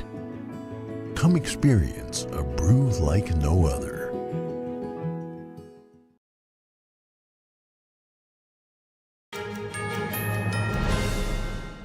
And welcome back to our breaking coverage after shots were heard outside the White House Correspondents' Dinner in D.C. The president just addressed the nation about that. You heard a lot from the president, Todd Blanche, and Kash Patel, head of the FBI, on how Secret Service acted very quickly and very bravely. Many saying you saw the best and the worst of America tonight, the best being the Secret Service and the law enforcement, how quickly they acted, how bravely they acted. Todd Blanche promising that justice will be served. Now, the president saying that the actual dinner event will happen again in under 30 days, and he will make it bigger and better. And right now, the D.C. mayor is actually speaking, so let's bring in that feed. Cox. We're here to provide you an update on the incident that took place tonight at 8:36 p.m. at the Washington Hilton at the site of the White House Correspondents' Dinner. At about that time, a sole gunman rushed a Secret Service checkpoint in a lobby at the hotel. Secret Service agents stopped the suspect. An agent was injured and transported to a local hospital where the agent is receiving care.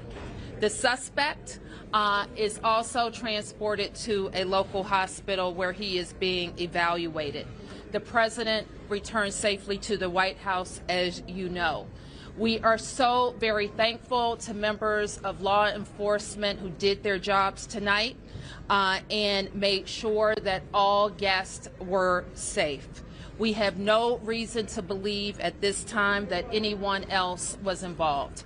I want to turn to the chief of the Metropolitan Police Department, Chief Carroll, to provide a law enforcement update and specifics. Thank you, Madam Mayor. Again, I'm Jeff Carroll, Interim Chief of Police for the Metropolitan Police Department.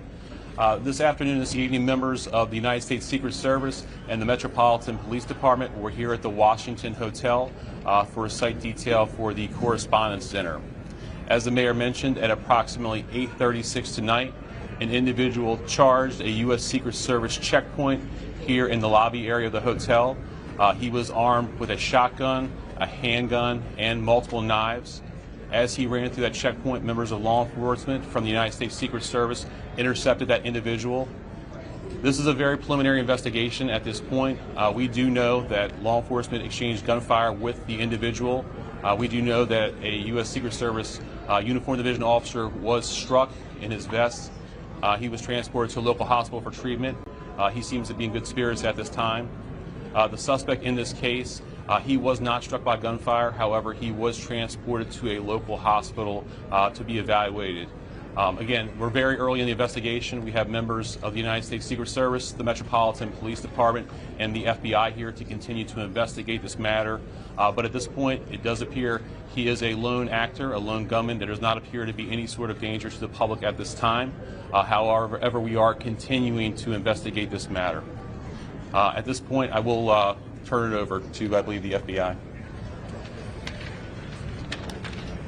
Hi, good evening. I'm Darren Cox, the Assistant Director in charge of the FBI's Washington Field Office. The American public should be proud of the quick response and heroic actions from law enforcement officers tonight to keep the American public safe. Their actions are absolutely heroic. The public should also rest assured that there will be no stone unturned during this investigation. The FBI currently has our Joint Terrorism Task Force here on scene, along with our Criminal Division, our Crisis Response Team, and agents from across the country are working on any leads that may come in this investigation. Anyone with tips in this investigation should call 1-800-CALL-FBI. Thank you. Director Kern. Thank you. My name is Sean Kern. I'm the Director of the Secret Service. Tonight, we saw exactly what our brave men and women do each and every day to protect our protectees. It's not easy, and I will tell you that they performed admirably. We got to see what they do, and that individual, when he charged a checkpoint, was apprehended. It shows that our multi-layered protection works, and I'm grateful to our partners that help assist us with building these sites and protecting these sites. Very fortunate that this officer is alive, is being observed, and I'm grateful that the President reached out to this officer and spoke with him earlier. I ask everybody to pray for him and all of our officers and agents that were involved, and I will tell you, we will continue with the mission. Thank you. Thank you. Judge Pirro. I'm Janine Pirro. I'm the United States Attorney. Right now, the defendant is being charged with 2 counts, 924C, using a firearm during a crime of violence, and a second crime under 111, which is assault on a federal officer using a dangerous weapon. Now, as you all know, there was an individual, a uniformed Secret Service officer, who fortunately, he is doing all right and he will be fine. But it is clear, based upon what we know so far, that this individual was intent on doing as much harm and as much damage as he could. And thankfully, because of the checkpoint right outside the ballroom, where thousands of people were situated to hear the President of the United States, because that checkpoint worked, there was no one who was injured when it was clear where this defendant was going. Now, I want to make one comment.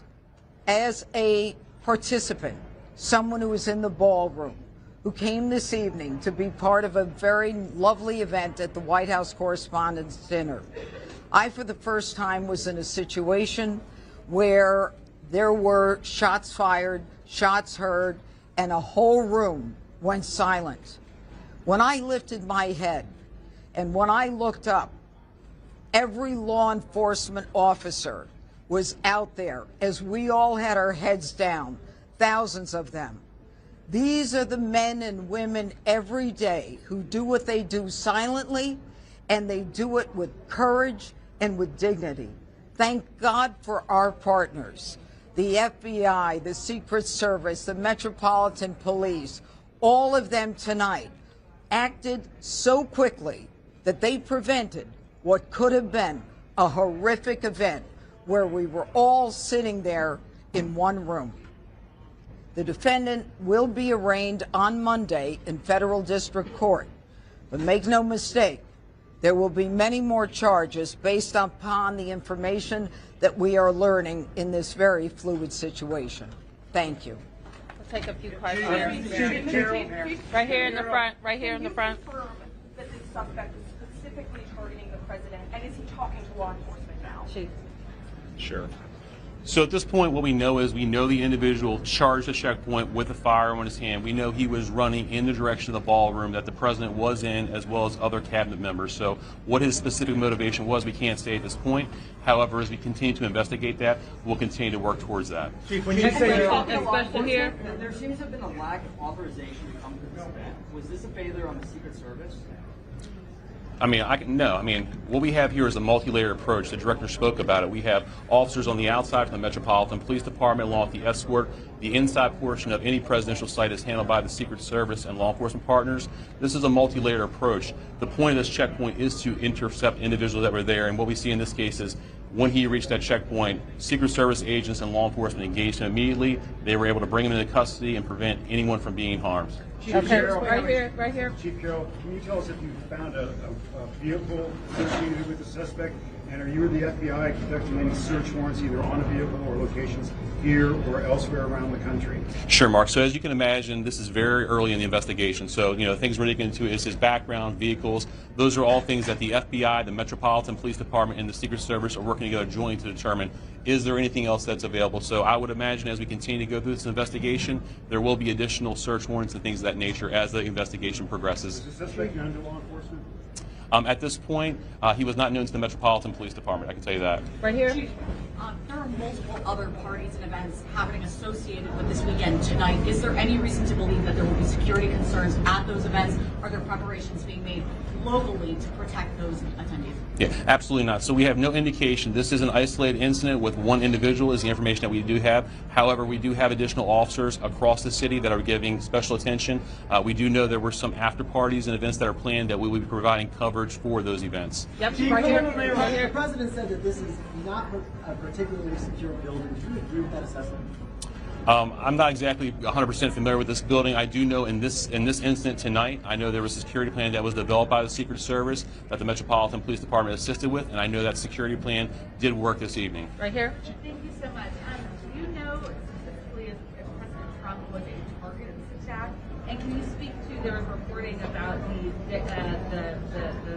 suspect assembling a long weapon to get into the ballroom? Yes, as we said before, we do know the president was inside the ballroom. We know there was cabinet members and many guests in there. Who specifically he was targeting at this point, that's part of the investigation. We do know that he was armed with a shotgun when he ran through that checkpoint, so that would look like a long weapon in video. All right, right here. Can you clarify, earlier you said there was an exchange of gunfire. Did the suspect fire any shots, and did the uniformed officer, do you know yet which weapon he was shot with? Yeah, obviously we're only a couple hours into this incident, so we don't have that level of information.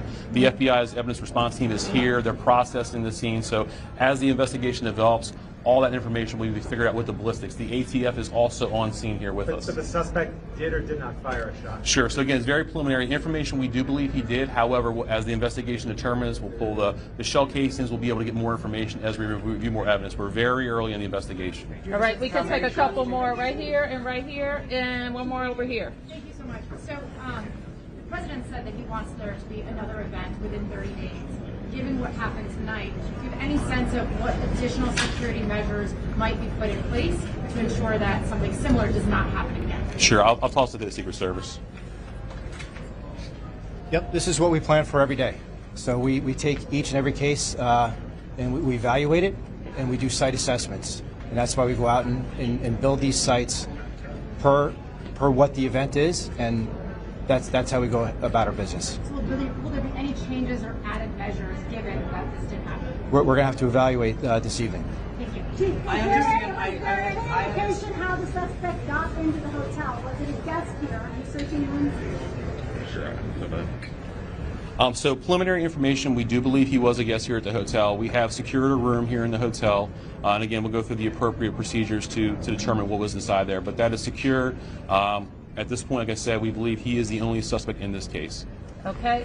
To jump on that question, I understand the multi-approach to security, but to walk in with a weapon of that caliber and get all the way to the ballroom, which is on the lower level, seems to be quite an extraordinary feat. How does that happen? Sure. So again, I mean, we're very early in the investigation, so we'll have to determine, we'll go through video across the hotel to figure out how the gun got in, how it got down here. Those things will come through the investigation. At this point, we don't have that level of detail. Okay, last one. Yes, video appears to show the president falling down during being escorted out. Was he injured at all during his evacuation? No, we don't have any information that he was injured. Could you clarify how he was detained? If he was not shot, could you clarify how he was detained? Sure. So law enforcement right here in this very area, they actually tackled him to the ground and handcuffed him. How many people are in the hospital? Can you give us his name? Not at this time. We will release his name, Mark, once we have all the information. Again, we're still running a lot of things down. How many people in the hospital? So we have the Uniform Division Secret Service officer who's being evaluated at the hospital who took a round to the vest, and the suspect is being evaluated, but he was not struck by gunfire.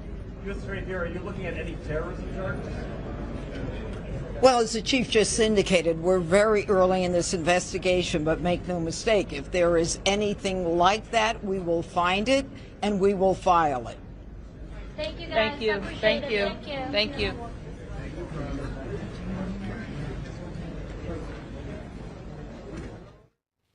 And there was the mayor, Muriel Bowser, giving an update along with the head of the Secret Service and Perot, who is the attorney for the District of Columbia there, commenting on again how fast, how bravely and quickly Secret Service and law enforcement acted. Perot saying that the checkpoints worked as they intended because the shooter never got past that into the main hall where President Trump and all of the attendees were. We will bring you more information as it comes out. Let's briefly recap what did happen, though. President Trump just gave a briefing at the White House press briefing room. He described what happened. Let's take a listen to that now. Thank you very much. That was very unexpected, but incredibly acted upon by Secret Service and law enforcement. And this was an event dedicated to freedom of speech that was supposed to bring together members of both parties with members of the press. And in a certain way it did, because the fact that they just unified, I saw a room that was just totally unified. It was in one way very beautiful, a very beautiful thing to see. A man charged a security checkpoint armed with multiple weapons, and he was taken down by some very brave members of Secret Service, and they acted very quickly and have just released, for purposes of transparency, clarity, I've ordered it to be put out. You probably have it by now, put out on Truth and put out on many of the platforms. A tape showing the violence of this thug that attacked our Constitution, and also showing how quickly Secret Service and law enforcement acted on our country's behalf. Really did a great job.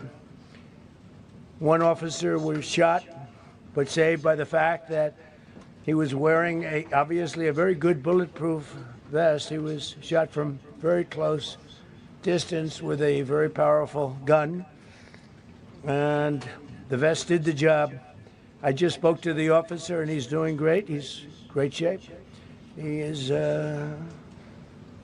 has very high spirits, and we told him we love him and respect him, and he's a very proud guy. He's very proud of what he does, Secret Service agent. And an emotional moment unfolded backstage at the White House Correspondents' Dinner as attendees waited for more information about the incident. Erica Kirk, wife of Charlie Kirk, was seen running through the area in tears, saying, "I just want to go home."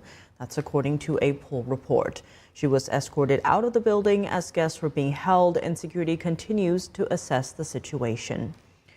And here's a clip of Jeanine Pirro, the U.S. Attorney for the District of Columbia, describing what she experienced immediately after the incident. Take a listen. I'm at the Washington Hilton. I've been taken out of the main ballroom after the sound of the shots fired. The Secret Service is now in charge of this building, this hotel. I just spoke to Mayor Muriel Bowser. She is on her way, and Chief Jeffrey Carroll is on his way. He will be in charge as soon as he gets here. And the shooting took place at the Washington Hilton. It's one of the most well-known event venues in the nation's capital.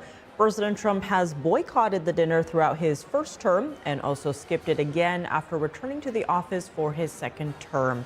The last time he attended before that was in 2015. It's a major hub for high-profile events. The venue regularly hosts large national gatherings, including the annual White House Correspondents' Dinner. The hotel is also a historically significant location. It's the same site where President Ronald Reagan survived an assassination attempt back in 1981. And we will be bringing you more updates after a very quick break. Stay with us.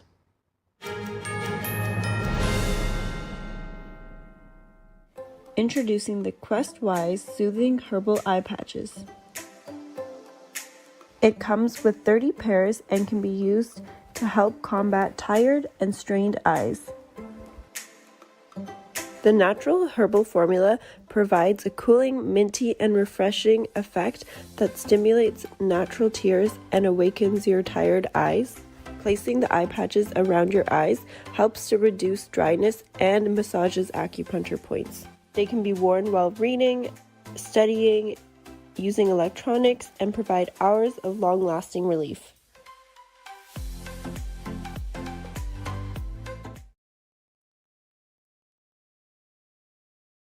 According to ancient Chinese medicine, purslane is considered a medicinal herb and is used to help lower cholesterol, improve vascular functions, and prevent diabetes. Perilla seeds can nourish the lungs and spleen. It is used to treat asthma and improve pulmonary functions. Puritang green vegetable omega-3 is made from purslane and perilla seeds from Hwangmae Mountain in South Korea. It contains over 90% of omega-3, 6, 7, and 9, the highest concentration possible without chemical additives. The soft gel is made of natural seaweed. It is 100% organic and vegan. Both adults and children can take it with peace of mind. Ancient recipes were passed down from heaven to bring prosperity and longevity. Puritang green vegetable omega-3. Kids love it. Parents trust it. Obviously. Explore GJW Plus Kids Series and Ganjiong Campus courses led by expert educators. This is spectacular. Children will learn values like respect, responsibility, and knowledge in language, science, and more. Wow. All while having fun. Perfect. Subscribe today at GJW Plus Kids, where learning meets fun. Looking for a healthy and smooth-tasting brew? Drop by Days Coffee Roasters today and explore our wide selection of specialty-grade, small-batch roasted coffee. Home to North America's first enzyme-fermented coffee, we source a wide selection of specialty-grade coffee beans from around the world, and our baristas are ready to craft your customized brew. Visit Days Coffee at 28 North Street, Middletown, New York. Come experience a brew like no other.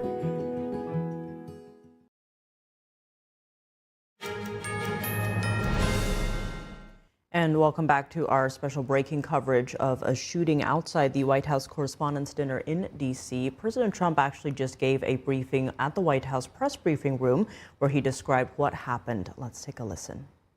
Thank you very much. That was very unexpected, but incredibly acted upon by Secret Service and law enforcement. And this was an event dedicated to freedom of speech that was supposed to bring together members of both parties with members of the press.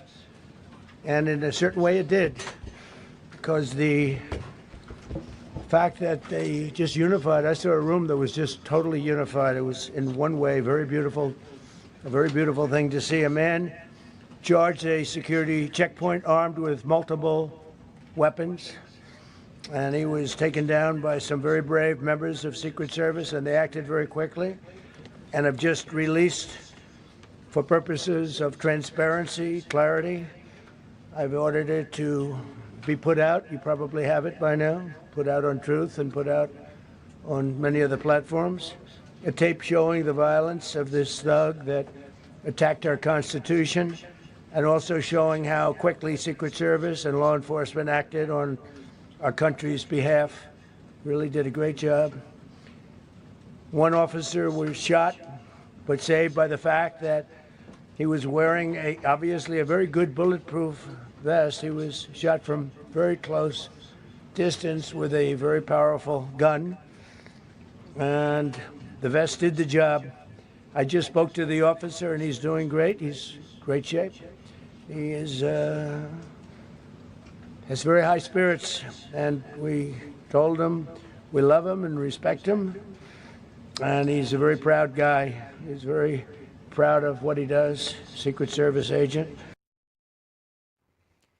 And an emotional moment unfolded backstage at the White House Correspondents' Dinner as attendees waited for more information about the incident.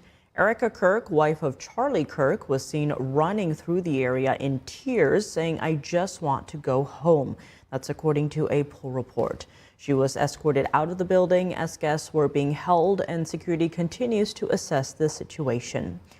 And here's a clip of I'm at the Washington Hilton. I've been taken out of the main ballroom after the sound of the shots fired. The Secret Service is now in charge of this building, this hotel. I just spoke to Mayor Muriel Bowser. She is on her way, and Chief Jeffrey Carroll is on his way. He will be in charge as soon as he gets here. And the shooting took place at the Washington Hilton. It's one of the most well-known event venues in the nation's capital. President Trump has boycotted the dinner throughout his first term and also skipped it again after returning to office for his second term.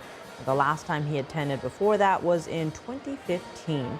It's a major hub for high-profile events. The venue regularly hosts large national gatherings, including the annual White House Correspondents' Dinner. The hotel is also a historically significant location. It's the same site where President Ronald Reagan survived an assassination attempt back in 1981. And we will be bringing you more updates as we get more information. We'll keep you updated right after this quick break. Stay with us.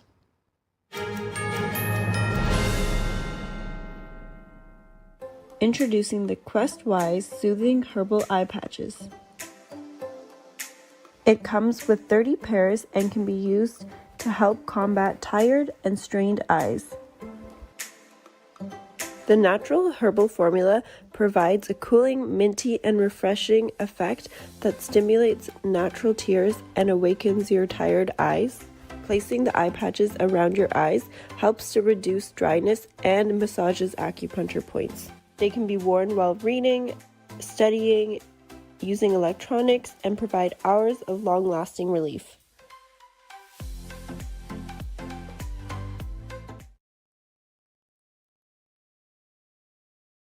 According to ancient Chinese medicine, purslane is considered a medicinal herb and is used to help lower cholesterol, improve vascular functions, and prevent diabetes. Perilla seeds can nourish the lungs and spleen. It is used to treat asthma and improve pulmonary functions. Puritang green vegetable omega-3 is made from purslane and perilla seeds from Hwangmae Mountain in South Korea.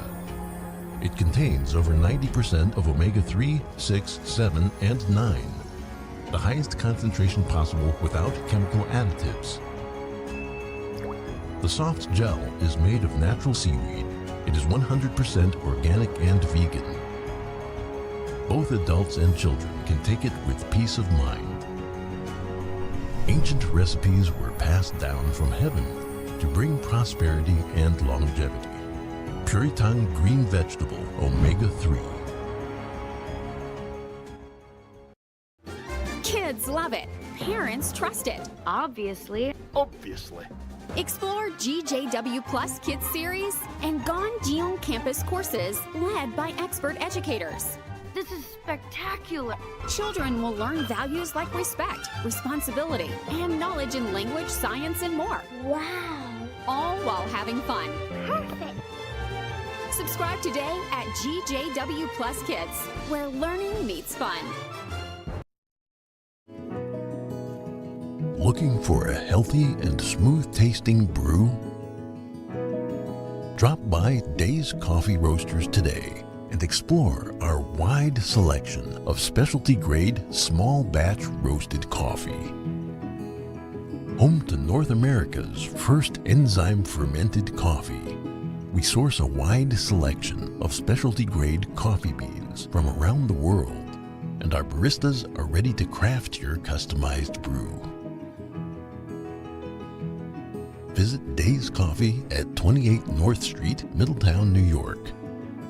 Come experience a brew like no other.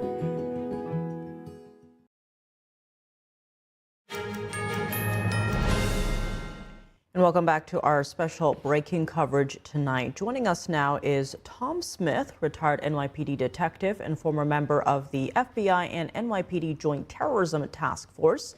He's also the host of the Gold Shield podcast. Tom, thank you so much for joining us tonight. Now, of course, it's still early hours right now. We do know so far there's 2 charges leveled against what is expected to be a lone shooter. But how are you reading what happened tonight so far? Yeah, it's very concerning because now there's information that he actually stayed in that hotel. So that means there was a real high level of planning when it came to this. And he probably did a forwarded look into the area, into that hotel, and maybe even had an action of where this was going to take place and how he was going to do it, which is very concerning. And that's part of this whole investigation that's going to take place with going into his background and now setting some sort of a timeline up of when this began and the other contacts that his social media is certainly going to come out with. Of course, a lot of questions right now. There's been a lot of questions on how the shooter got through. It does sound like right now, as you just mentioned, right, that seems like he was inside the hotel. Now, Pirro, the AG for District of Columbia, is saying that the checkpoints worked. We're seeing videos earlier of the shooter running there. And then you've heard, of course, President Trump's talking about the speed of Secret Service and law enforcement responding. How are you reading the speed? And of course, there's a lot of talk on that. This was the best of us that you saw on display tonight. But what's your reaction to how that unfolded? Yeah, it certainly was. These are the men and women who protect us every single day. And this is what they're trained to do. Take on an action like this. And you saw the speed in which they got to him, they apprehended him. And then on top of that, on the other side of the door is the quick speed that they took care of that room in clearing it and getting the president out of that room in a very, very quick manner. And that's what they do. And that's why they are held in such a high regard in what happens. But when you have an individual like this who is willing to maybe exchange his life to an opportunity to take out the president, those people are the most dangerous people around. And this is what they confronted tonight. I'm going to dig into that because so far we do have those two counts of charges: using a firearm during a crime of violence and assault on a federal officer using a dangerous weapon. What other charges could be coming if, President Trump was the target? Yeah, that could be. And that's why this is very early. And I can anticipate more charges going, depending on what they find and motives and maybe other connections that they have. There may be a terrorism charge down the road, depending on if there were any groups that were involved in this. And that's what going into his background and search warrants that are going to be conducted at his residence and possibly other residents as well, maybe to get a handle on if anyone else influenced him, if there was anyone else in the planning of this. So there may be, if anything, possibly a terrorism charge down the road. And when it comes to security, there's, many are saying there was very high levels of security. Of course, if he was in the hotel, that be one way he was able to get to that checkpoint. The president tonight also saying, today we need levels of security that nobody's ever seen before. What might that look like going forward? Yeah, you may start to see more perimeters set up before getting to the actual event on the outside. So you may see more roads closed, more perimeter checks, even different layers of it. You know, take New York City example on New Year's Eve. You know, before you get to Times Square, there is about 4 levels of security that you need to get to before you get to watch the ball drop. And you may see that just across the board when it comes to security measures now, especially involving the president.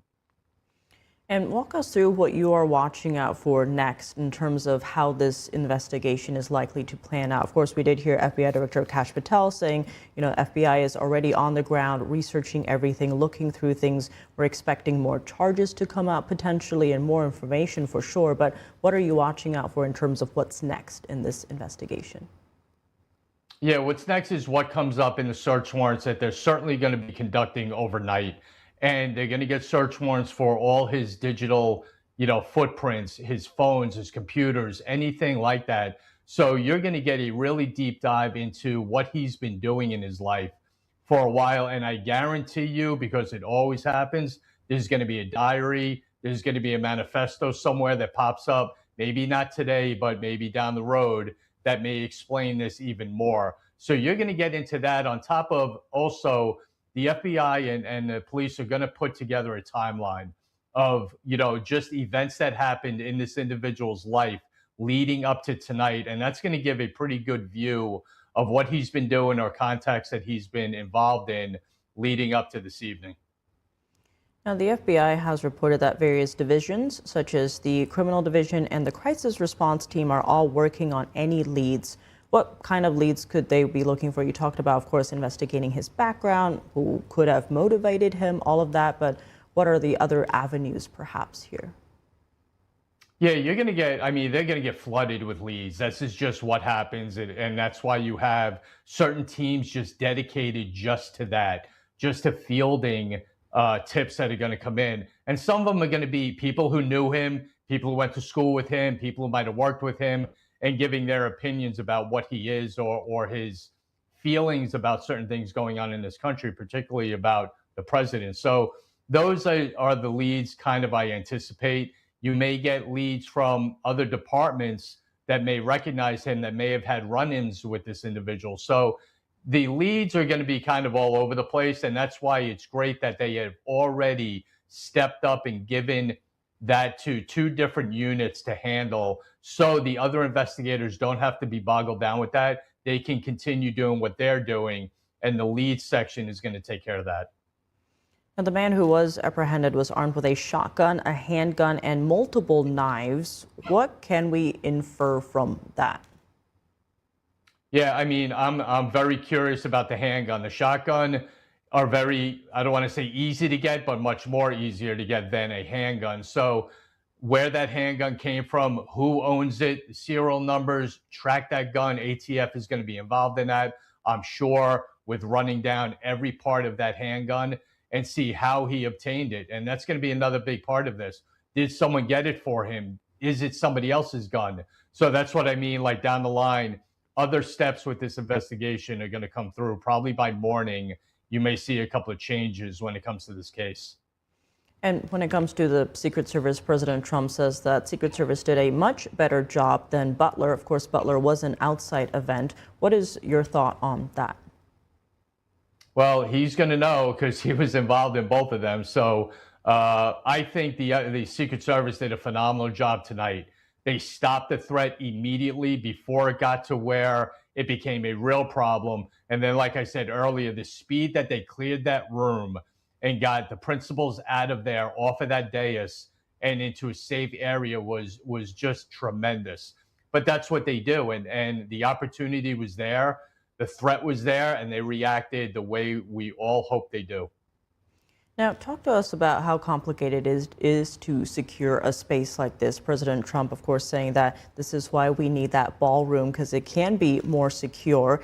there was other reporting that today was already quite secure, but talk to us about that process.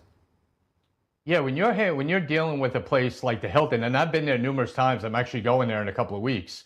You know, you have a event that the president is attending, but is also still a working hotel where there's other people there for other events and staying there maybe on vacation or whatever they may be doing while they're in Washington, D.C. So you have to take that into account as well as the area.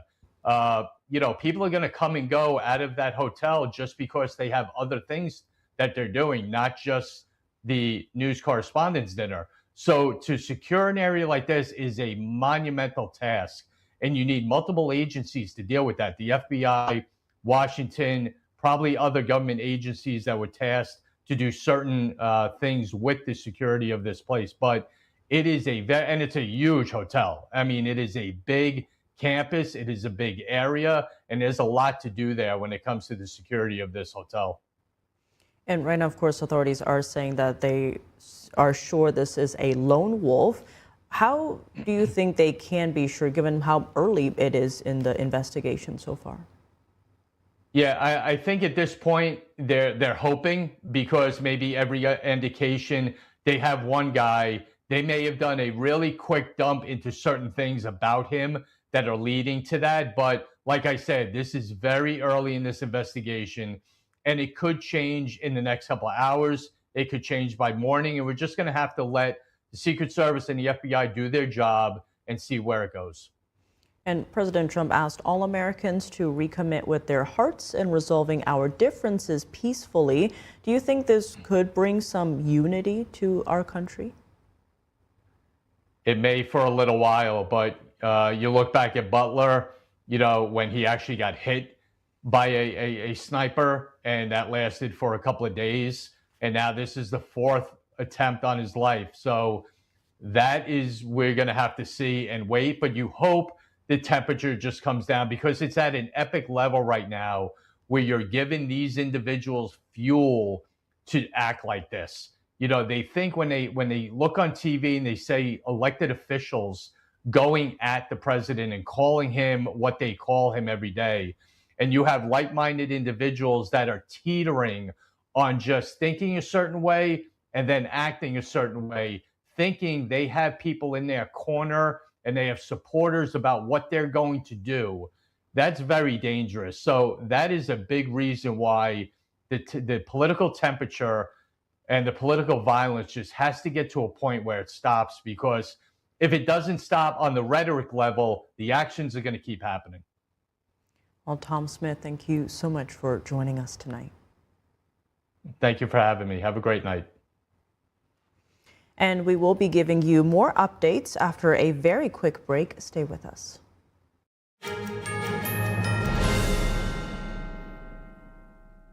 Introducing the Quest-Wise Soothing Herbal Eye Patches. It comes with 30 pairs and can be used to help combat tired and strained eyes.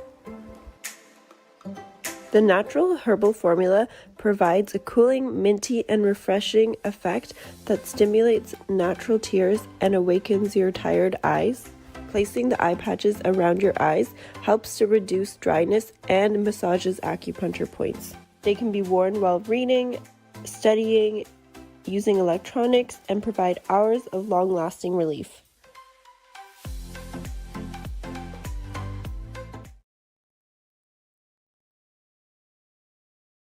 According to ancient Chinese medicine, purslane is considered a medicinal herb and is used to help lower cholesterol, improve vascular functions, and prevent diabetes. Perilla seeds can nourish the lungs and spleen. It is used to treat asthma and improve pulmonary functions. Puritang green vegetable omega-3 is made from purslane and perilla seeds from Hwangmae Mountain in South Korea. It contains over 90% of omega-3, 6, 7, and 9, the highest concentration possible without chemical additives. The soft gel is made of natural seaweed. It is 100% organic and vegan. Both adults and children can take it with peace of mind. Ancient recipes were passed down from heaven. to bring prosperity and longevity. Puritan Green Vegetable Omega-3.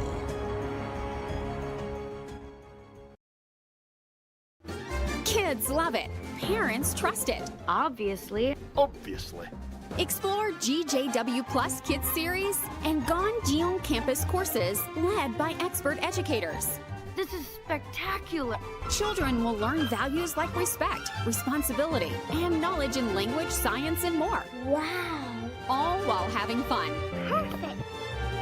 Subscribe today at GJW Plus Kids, where learning meets fun.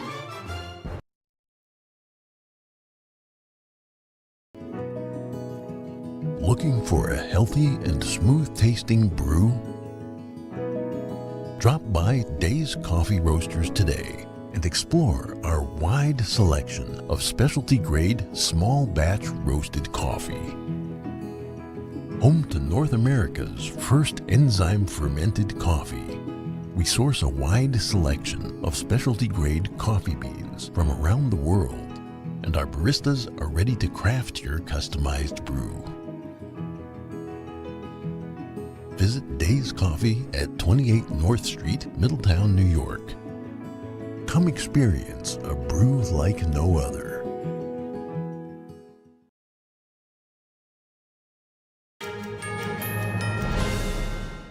And welcome back to our special breaking coverage. President Trump just gave a briefing at the White House press briefing room. He described what happened earlier tonight. Let's take a listen. Thank you very much.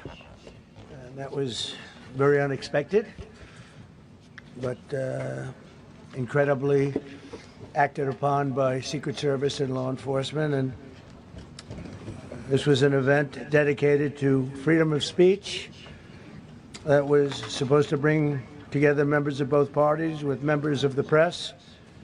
And in a certain way it did, because the fact that they just unified. I saw a room that was just totally unified. It was in one way very beautiful, a very beautiful thing to see. A man charged a security checkpoint armed with multiple weapons, and he was taken down by some very brave members of Secret Service, and they acted very quickly and have just released, for purposes of transparency, clarity, I've ordered it to be put out. You probably have it by now. Put out on Truth and put out on many other platforms. A tape showing the violence of this thug that attacked our Constitution, and also showing how quickly Secret Service and law enforcement acted on our country's behalf. Really did a great job. One officer was shot, but saved by the fact that he was wearing obviously a very good bulletproof vest. He was shot from very close distance with a very powerful gun, and the vest did the job. I just spoke to the officer, and he's doing great. He's in great shape. He is has very high spirits, and we told him we love him and respect him, and he's a very proud guy. He's very proud of what he does, Secret Service agent. And an emotional moment unfolded backstage at the White House Correspondents' Dinner as attendees waited for more information about the incident. Erica Kirk, wife of Charlie Kirk, was seen running through the area in tears, saying, "I just want to go home." That's according to a poll report. She was escorted out of the building as guests were being held, and security continues to assess the situation. And here's a clip of Janine Pirro, the U.S. Attorney for the District of Columbia, describing what she experienced immediately after the incident. Take a listen. I'm at the Washington Hilton. I've been taken out of the main ballroom after the sound of the shots fired. The Secret Service is now in charge of this building, this hotel. I just spoke to Mayor Muriel Bowser. She is on her way, and Chief Jeffrey Carroll is on his way. He will be in charge as soon as he gets here. And the shooting took place at the Washington Hilton. It's one of the most well-known event venues in the nation's capital. President Trump has boycotted the dinner throughout his first term and also skipped it again after returning to office for his second term. The last time he attended before that was in 2015. It's a major hub for high-profile events. The venue regularly hosts large national gatherings, including the annual White House Correspondents' Dinner. The hotel is also a historically significant location. It's the same site where President Ronald Reagan survived an assassination attempt back in 1981.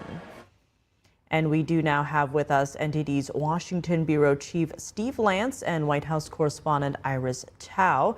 Thank you both so much for joining us. I think we actually have Mario Tsu with us there. You were both inside the room as this happened. Steve, I want to start with you. What was going through your mind when this was all going down? Well, of course, Tiff, I don't think any of us could have imagined that something like this was going to take place.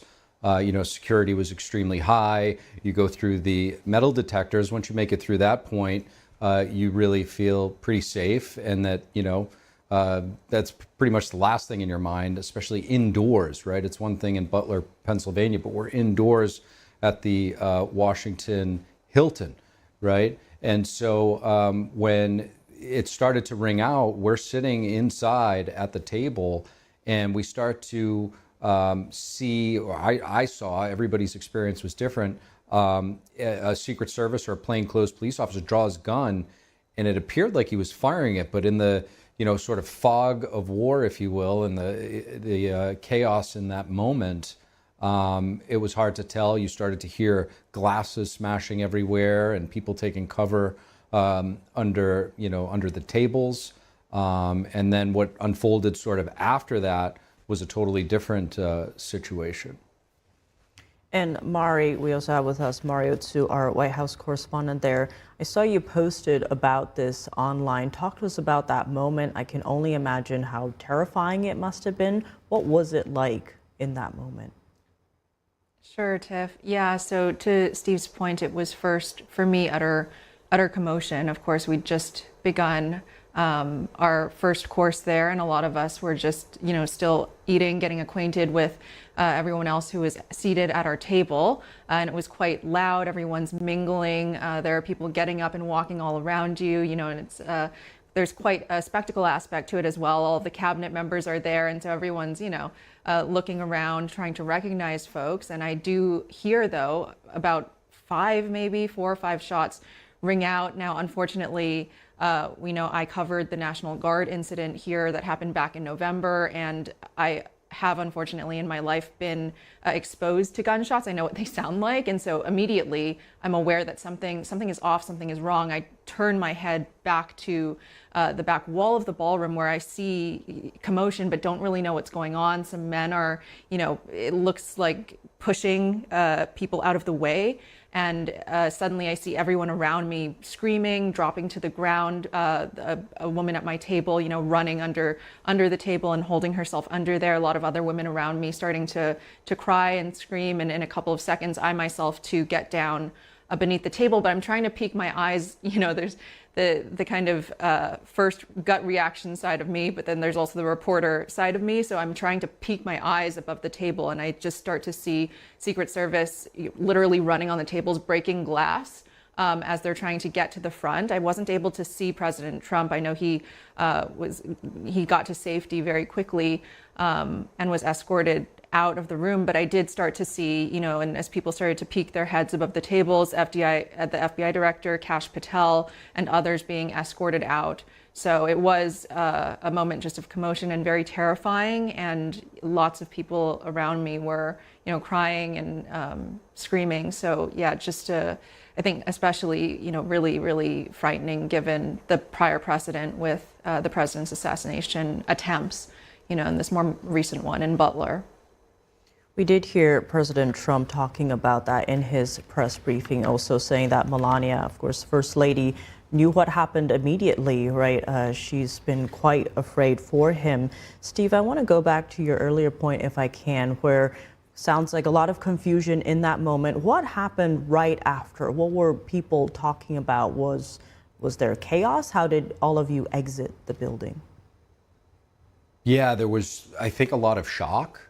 A lot of confusion when we were initially down there, and as we're sort of gathering our thoughts and coming up above the tables after being under the tables, you start to see, like Mari said, the different cabinet members. We saw the FBI director being whisked away. We saw the defense secretary or Secretary of War Pete Hegseth being taken away. RFK Jr., the health secretary, there were members of Congress there that were being escorted out.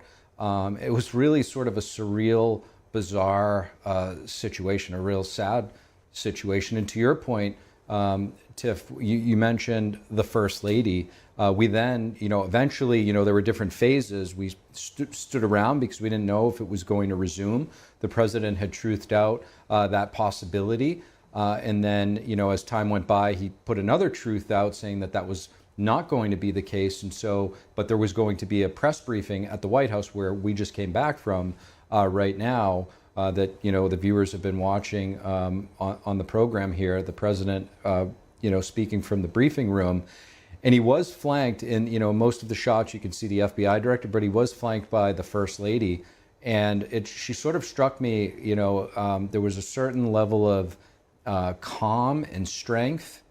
And I think it was pretty symbolic for her to join the president in the briefing room tonight. It was a symbol of, deterrence and basically saying that we're not going to be, shut up or change the way that we live because of these types of acts. And Mari, expanding on that, because I know you also covered the Melania documentary, when it first came out, and the First Lady talks about her concerns and her fear for the president's life in that documentary. From your vantage point in whether it was the White House Correspondents' Dinner or in that press briefing room, did you have a sense of what perhaps the First Lady was going through? Because to Steve's point, it's pretty rare to see her in that room flanking the president. It is indeed. And she was actually asked just before the briefing concluded if she wanted to, I believe Peter Doocy Fox asked her if she had anything to say, and she did decline it, but she did so with eloquence as usual. And she was it was actually quite a sight, all of them, lined up there. And it, as usual, it was unusual. The circumstances of this briefing. A lot of the reporters there had just run over. It was raining. They were all still in their black tie, but also just to see the cabinet members up there together, a lot of them wearing darker colors too. Press Secretary Caroline Leavitt in this black sparkly dress. And this is, she said yesterday, telling reporters at the White House that was likely going to be her last gaggle. And here yet again, she was pulled back into the thick of it. She's about to have her second baby potentially next week. And the real theme of the briefing to me from the president's point of view seemed to be unification. I mean, he used the word unified multiple times. And the first question, which was by, the president of the White House Correspondents Association, Weija, was one of what was going through your mind. And he just said, that this is a moment where we need to be unified. This transcends kind of partisan lines. And I remember, after Butler happened, the president was asked, about how this might, how he's thinking about this incident after it happened. He said, I think I was saved by God to make America great again, something to that effect. And I did feel, that the message was one of strength and also of forward movement. He was asked by yet another reporter if this, changes anything, I guess, with all of the things that are happening right now with Operation Epic Fury, and the news of that coming out earlier today. And he just said, well, he can't think about that. It's just about going forward. And indeed, he plans to, he says that within 30 days, he wants to reschedule this event. He himself, apparently it was on recommendation of law enforcement that he, didn't continue with the dinner tonight. So I saw it to be very symbolic, all of the cabinet standing there, but also, of course, the First Lady herself was there standing next to the press secretary, and she was, a symbol of grace and dignity and strength standing there and needn't say anything to convey that message. So even though she ultimately didn't speak, she did speak by not doing so.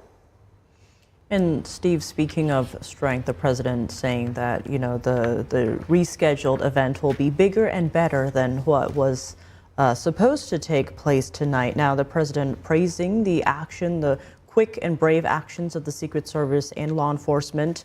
Todd Blanche and FBI Director Kash Patel both saying that we saw the worst and the best of what America is tonight, the best being our Secret Service, our law enforcement, the way they sprang into action. Talk to us about what that was like, watching the Secret Service and law enforcement spring into action, and if you believe with your pulse in D.C. and what's happening there that this could be a moment of unity going forward. Yeah, I mean, two things packed in there. I mean, I guess first I would say when he did gesture to Wei Jia, who is the president of the White House Correspondents Association, at the briefing that there will be another one, he sort of gave her a nod. It's going to be bigger and better than this one, right?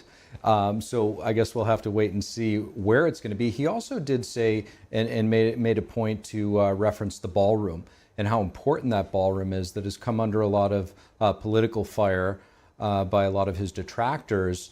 And he emphasized the safety of it. You know, had there been a ballroom there at the White House, chances are the White House Correspondents' Dinner would have been at that ballroom that would have been fortified. Obviously, nobody from the outside could have gotten in. So he did take that chance to mention that. And the other thing, too, is, you know, there were multiple questions. I'm sure everybody's watched the briefing by now, but this really might be an inflection point for the nation. You know, there's been how many assassination attempts on President Trump's life in the past year and a half, 2 years? I think we're going on, what, 3 at this point? And so the question, you know, that one of the reporters raised was, you know, sort of directing these types of things toward the president, like it's his rhetoric. But I think the radicalization of the people that are doing this needs to be addressed. We were walking up and approaching the dinner tonight, Tiffany, and it was broad daylight, you know, obviously a big security perimeter, so we had to walk a few blocks. And our other colleague, Iris Tao, was with us, and she was trailing behind a little bit because she had high heels on. And there was just some random guy that walked by and cursed at her in a very aggressive, radical way. And that was just simply because she was making her way to the White House Correspondents Association dinner. These are really unprecedented times. And I think if we unpack and ask ourselves, why is that happening? I think, ironically, the media actually has a lot to answer for when it comes to toning down the rhetoric. You know, it's a two-way street, and the media has, you know, chosen a side oftentimes, and you know, they you know, may need to reassess the way that they cover the president and things around the president to see if, you know, there is a way to turn down the temperature that these types of things don't continue to happen. Mari, expanding on that, the president was speaking on that a bit tonight in his speech, saying how tonight's event was for free speech in our Constitution. He also praised the press, saying they've been quite responsible in their coverage of what happened tonight. Being in that room in the press briefing, was there a sense that the media was more unified in terms of how they might be covering stories going forward? I don't know about going forward or what the future might hold, but certainly tonight in this moment it did feel, and I think that this is often the case when there's a collective traumatic incident, there's always this opportunity for people to come together, and I felt that tonight with everything from the moment, you know, that there were those, that shots rang out in the ballroom. Everyone's first thought is certainly not one of polarization, but it's to make sure that everyone's safe around you, you know, and so that really that human instinct, I think, is to protect oneself and to protect others around you and to make sure that everyone's safe. And so I do think incidents like these really give everyone a second of pause. I mean, I think the quintessential one that people might think back to is 9/11, you know, and just what comes of experiencing something like that together. So in the midst of a traumatic incident like that, there is always this opportunity for a kind of therapeutic or collective reparative response. And I certainly felt that not only in the ballroom and everyone, then wanting, of course, to get fresh information, but also inquiring about how everyone's emotional state is there at the Hilton. And as we said, as information was still emerging, everyone is just kind of milling around in the lobby, but there's kind of this quiet, this sense of goodwill. And then we saw, as Steve and I were making our way to the briefing room, lots of other reporters, women reporters running in their high heels and men in their tuxes trying to get there, and the line, the longest I've ever seen it to get into the briefing room, in a packed briefing room. And so certainly there was a sense of unification there. And I think even the president of the White House Correspondents Association, her first question, was one of just inquiring about what was running through your mind. And it certainly, I was able to hear on my way, Weijia talking about, she was seated right next to him, and I think in conversation with him at that very moment, it sounded a little bit like her voice might have been shaking, recounting that. And so I think in that moment, you don't think about politics at all. The first thing that goes through your mind is, is this human being in front of me okay, and are we okay? So certainly tonight, I can say it feels like there's an opportunity or a sense of unification. I don't know if this will hold tomorrow. Hopefully it will. But yeah, I think that these moments have that tremendous opportunity. And if I could add to that, Tiffany, if anybody knows who Weijia is, which company is ABC or CBS? ABC or CBS. I think it's either ABC or CBS. She's their White House correspondent, CBS, and she has quite a history and a track record with President Trump. They weren't always having the most cordial of exchanges, one might say, inside of the White House briefing room. But tonight, the tone and tenor was totally different, as you would imagine, afterwards. So that is, heartening to see. And, just going back to some of the points that Mari was making and what it was like inside of the hall where we were at the Hilton, you have to keep in mind it's the White House Correspondents' Dinner, but it's not all television people and reporters that are there. Like Mari said, she's experienced some trauma previously. Most reporters have been in difficult places, so we're a little bit, more seasoned for these types of, breaking, traumatic experiences.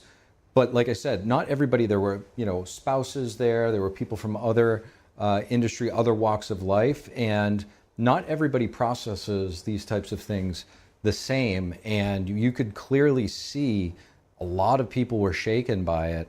And when I say shaken, they were, borderline hysterical. Many people were crying. You could overhear people on the phone saying, "I'm still shaking, I'm still trembling."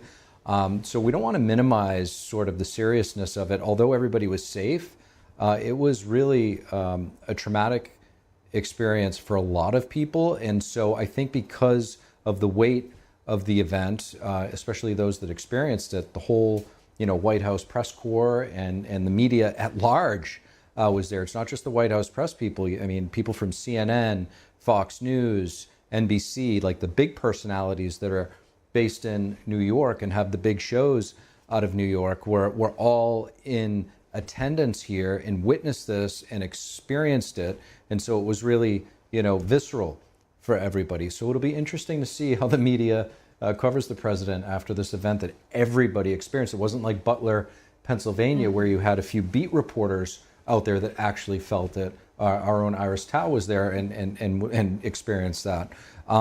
This was pretty much, everybody in the news, consolidated in one place, experiencing this at one time.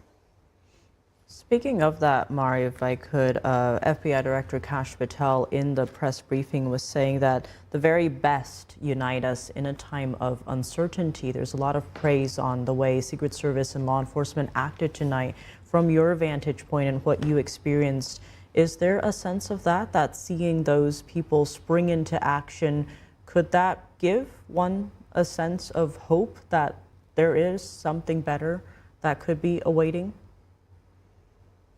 Certainly. I mean, it was, as I said, my first kind of view of the Secret Service was that very dramatic viewpoint with my eyes just peeking over the table there and seeing them running across tables to get to the front. And to put it into perspective too, this is the most crowded ballroom I've ever been in. So I mean, the distance there was from between them and the back and the president there at the head table was quite large. I don't know exactly how far, but they had to, and the tables are packed too. It's notoriously difficult to kind of get around them. The space in between tables is really not much, and so they were running, and so you hear the sound of glass breaking as they're trying to get up to the front. And I believe, can correct me if I'm wrong, it was someone who I think was later identified as Dan Scavino began to chant almost immediately as this is happening, as the Secret Service is, you hear the sound of glass breaking and they're running, trying to get up there.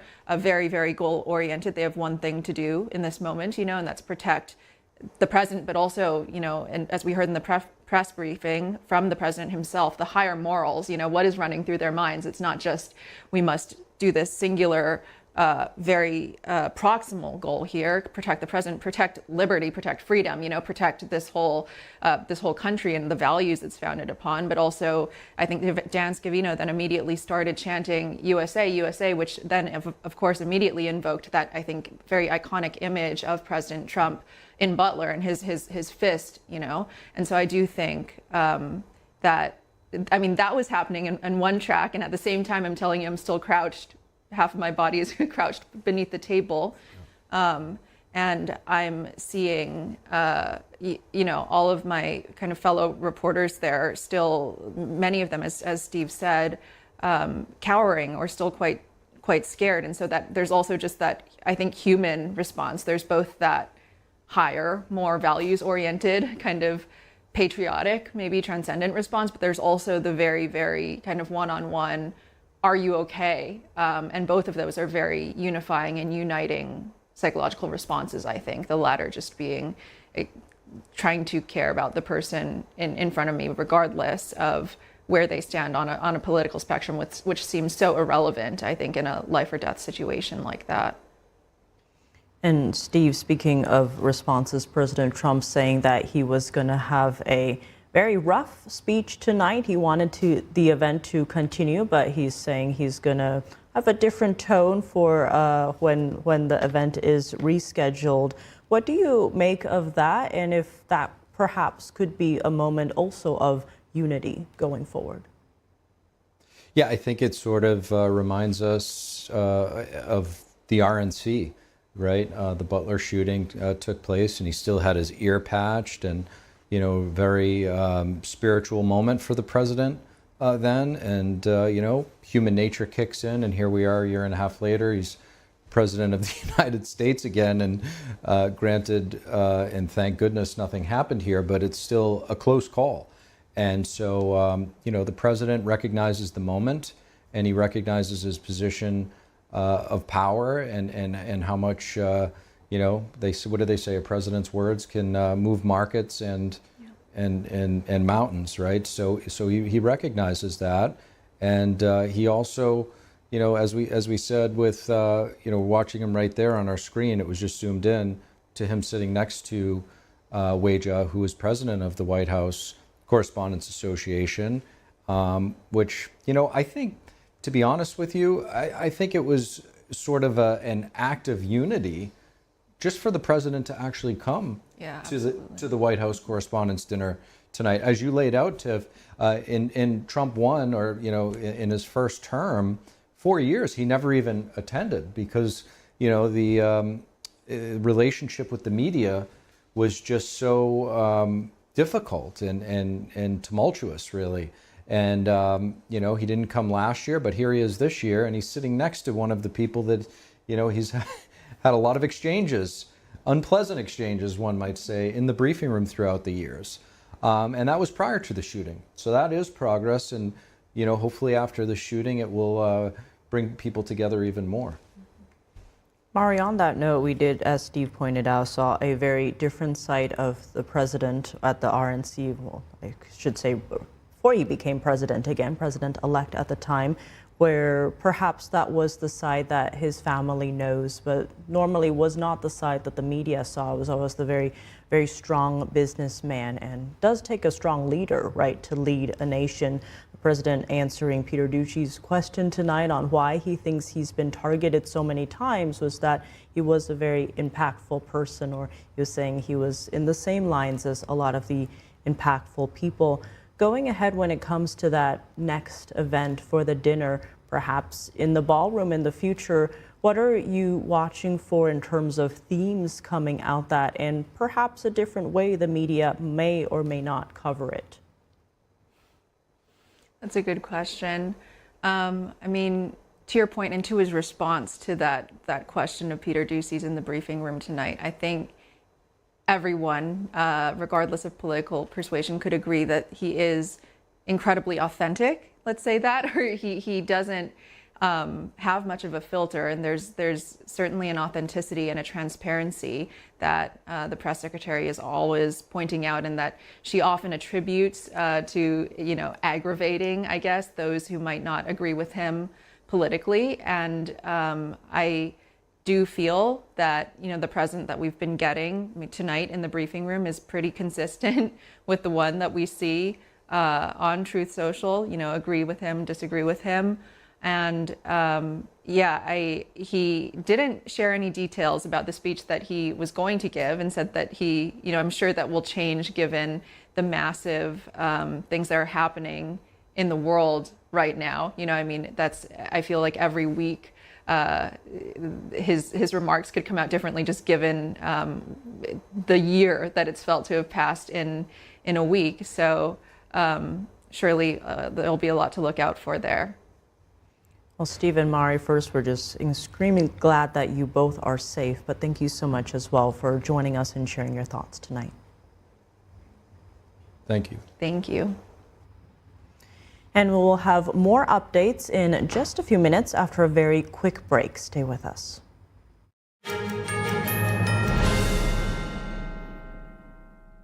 Introducing the Quest-Wise Soothing Herbal Eye Patches. It comes with 30 pairs and can be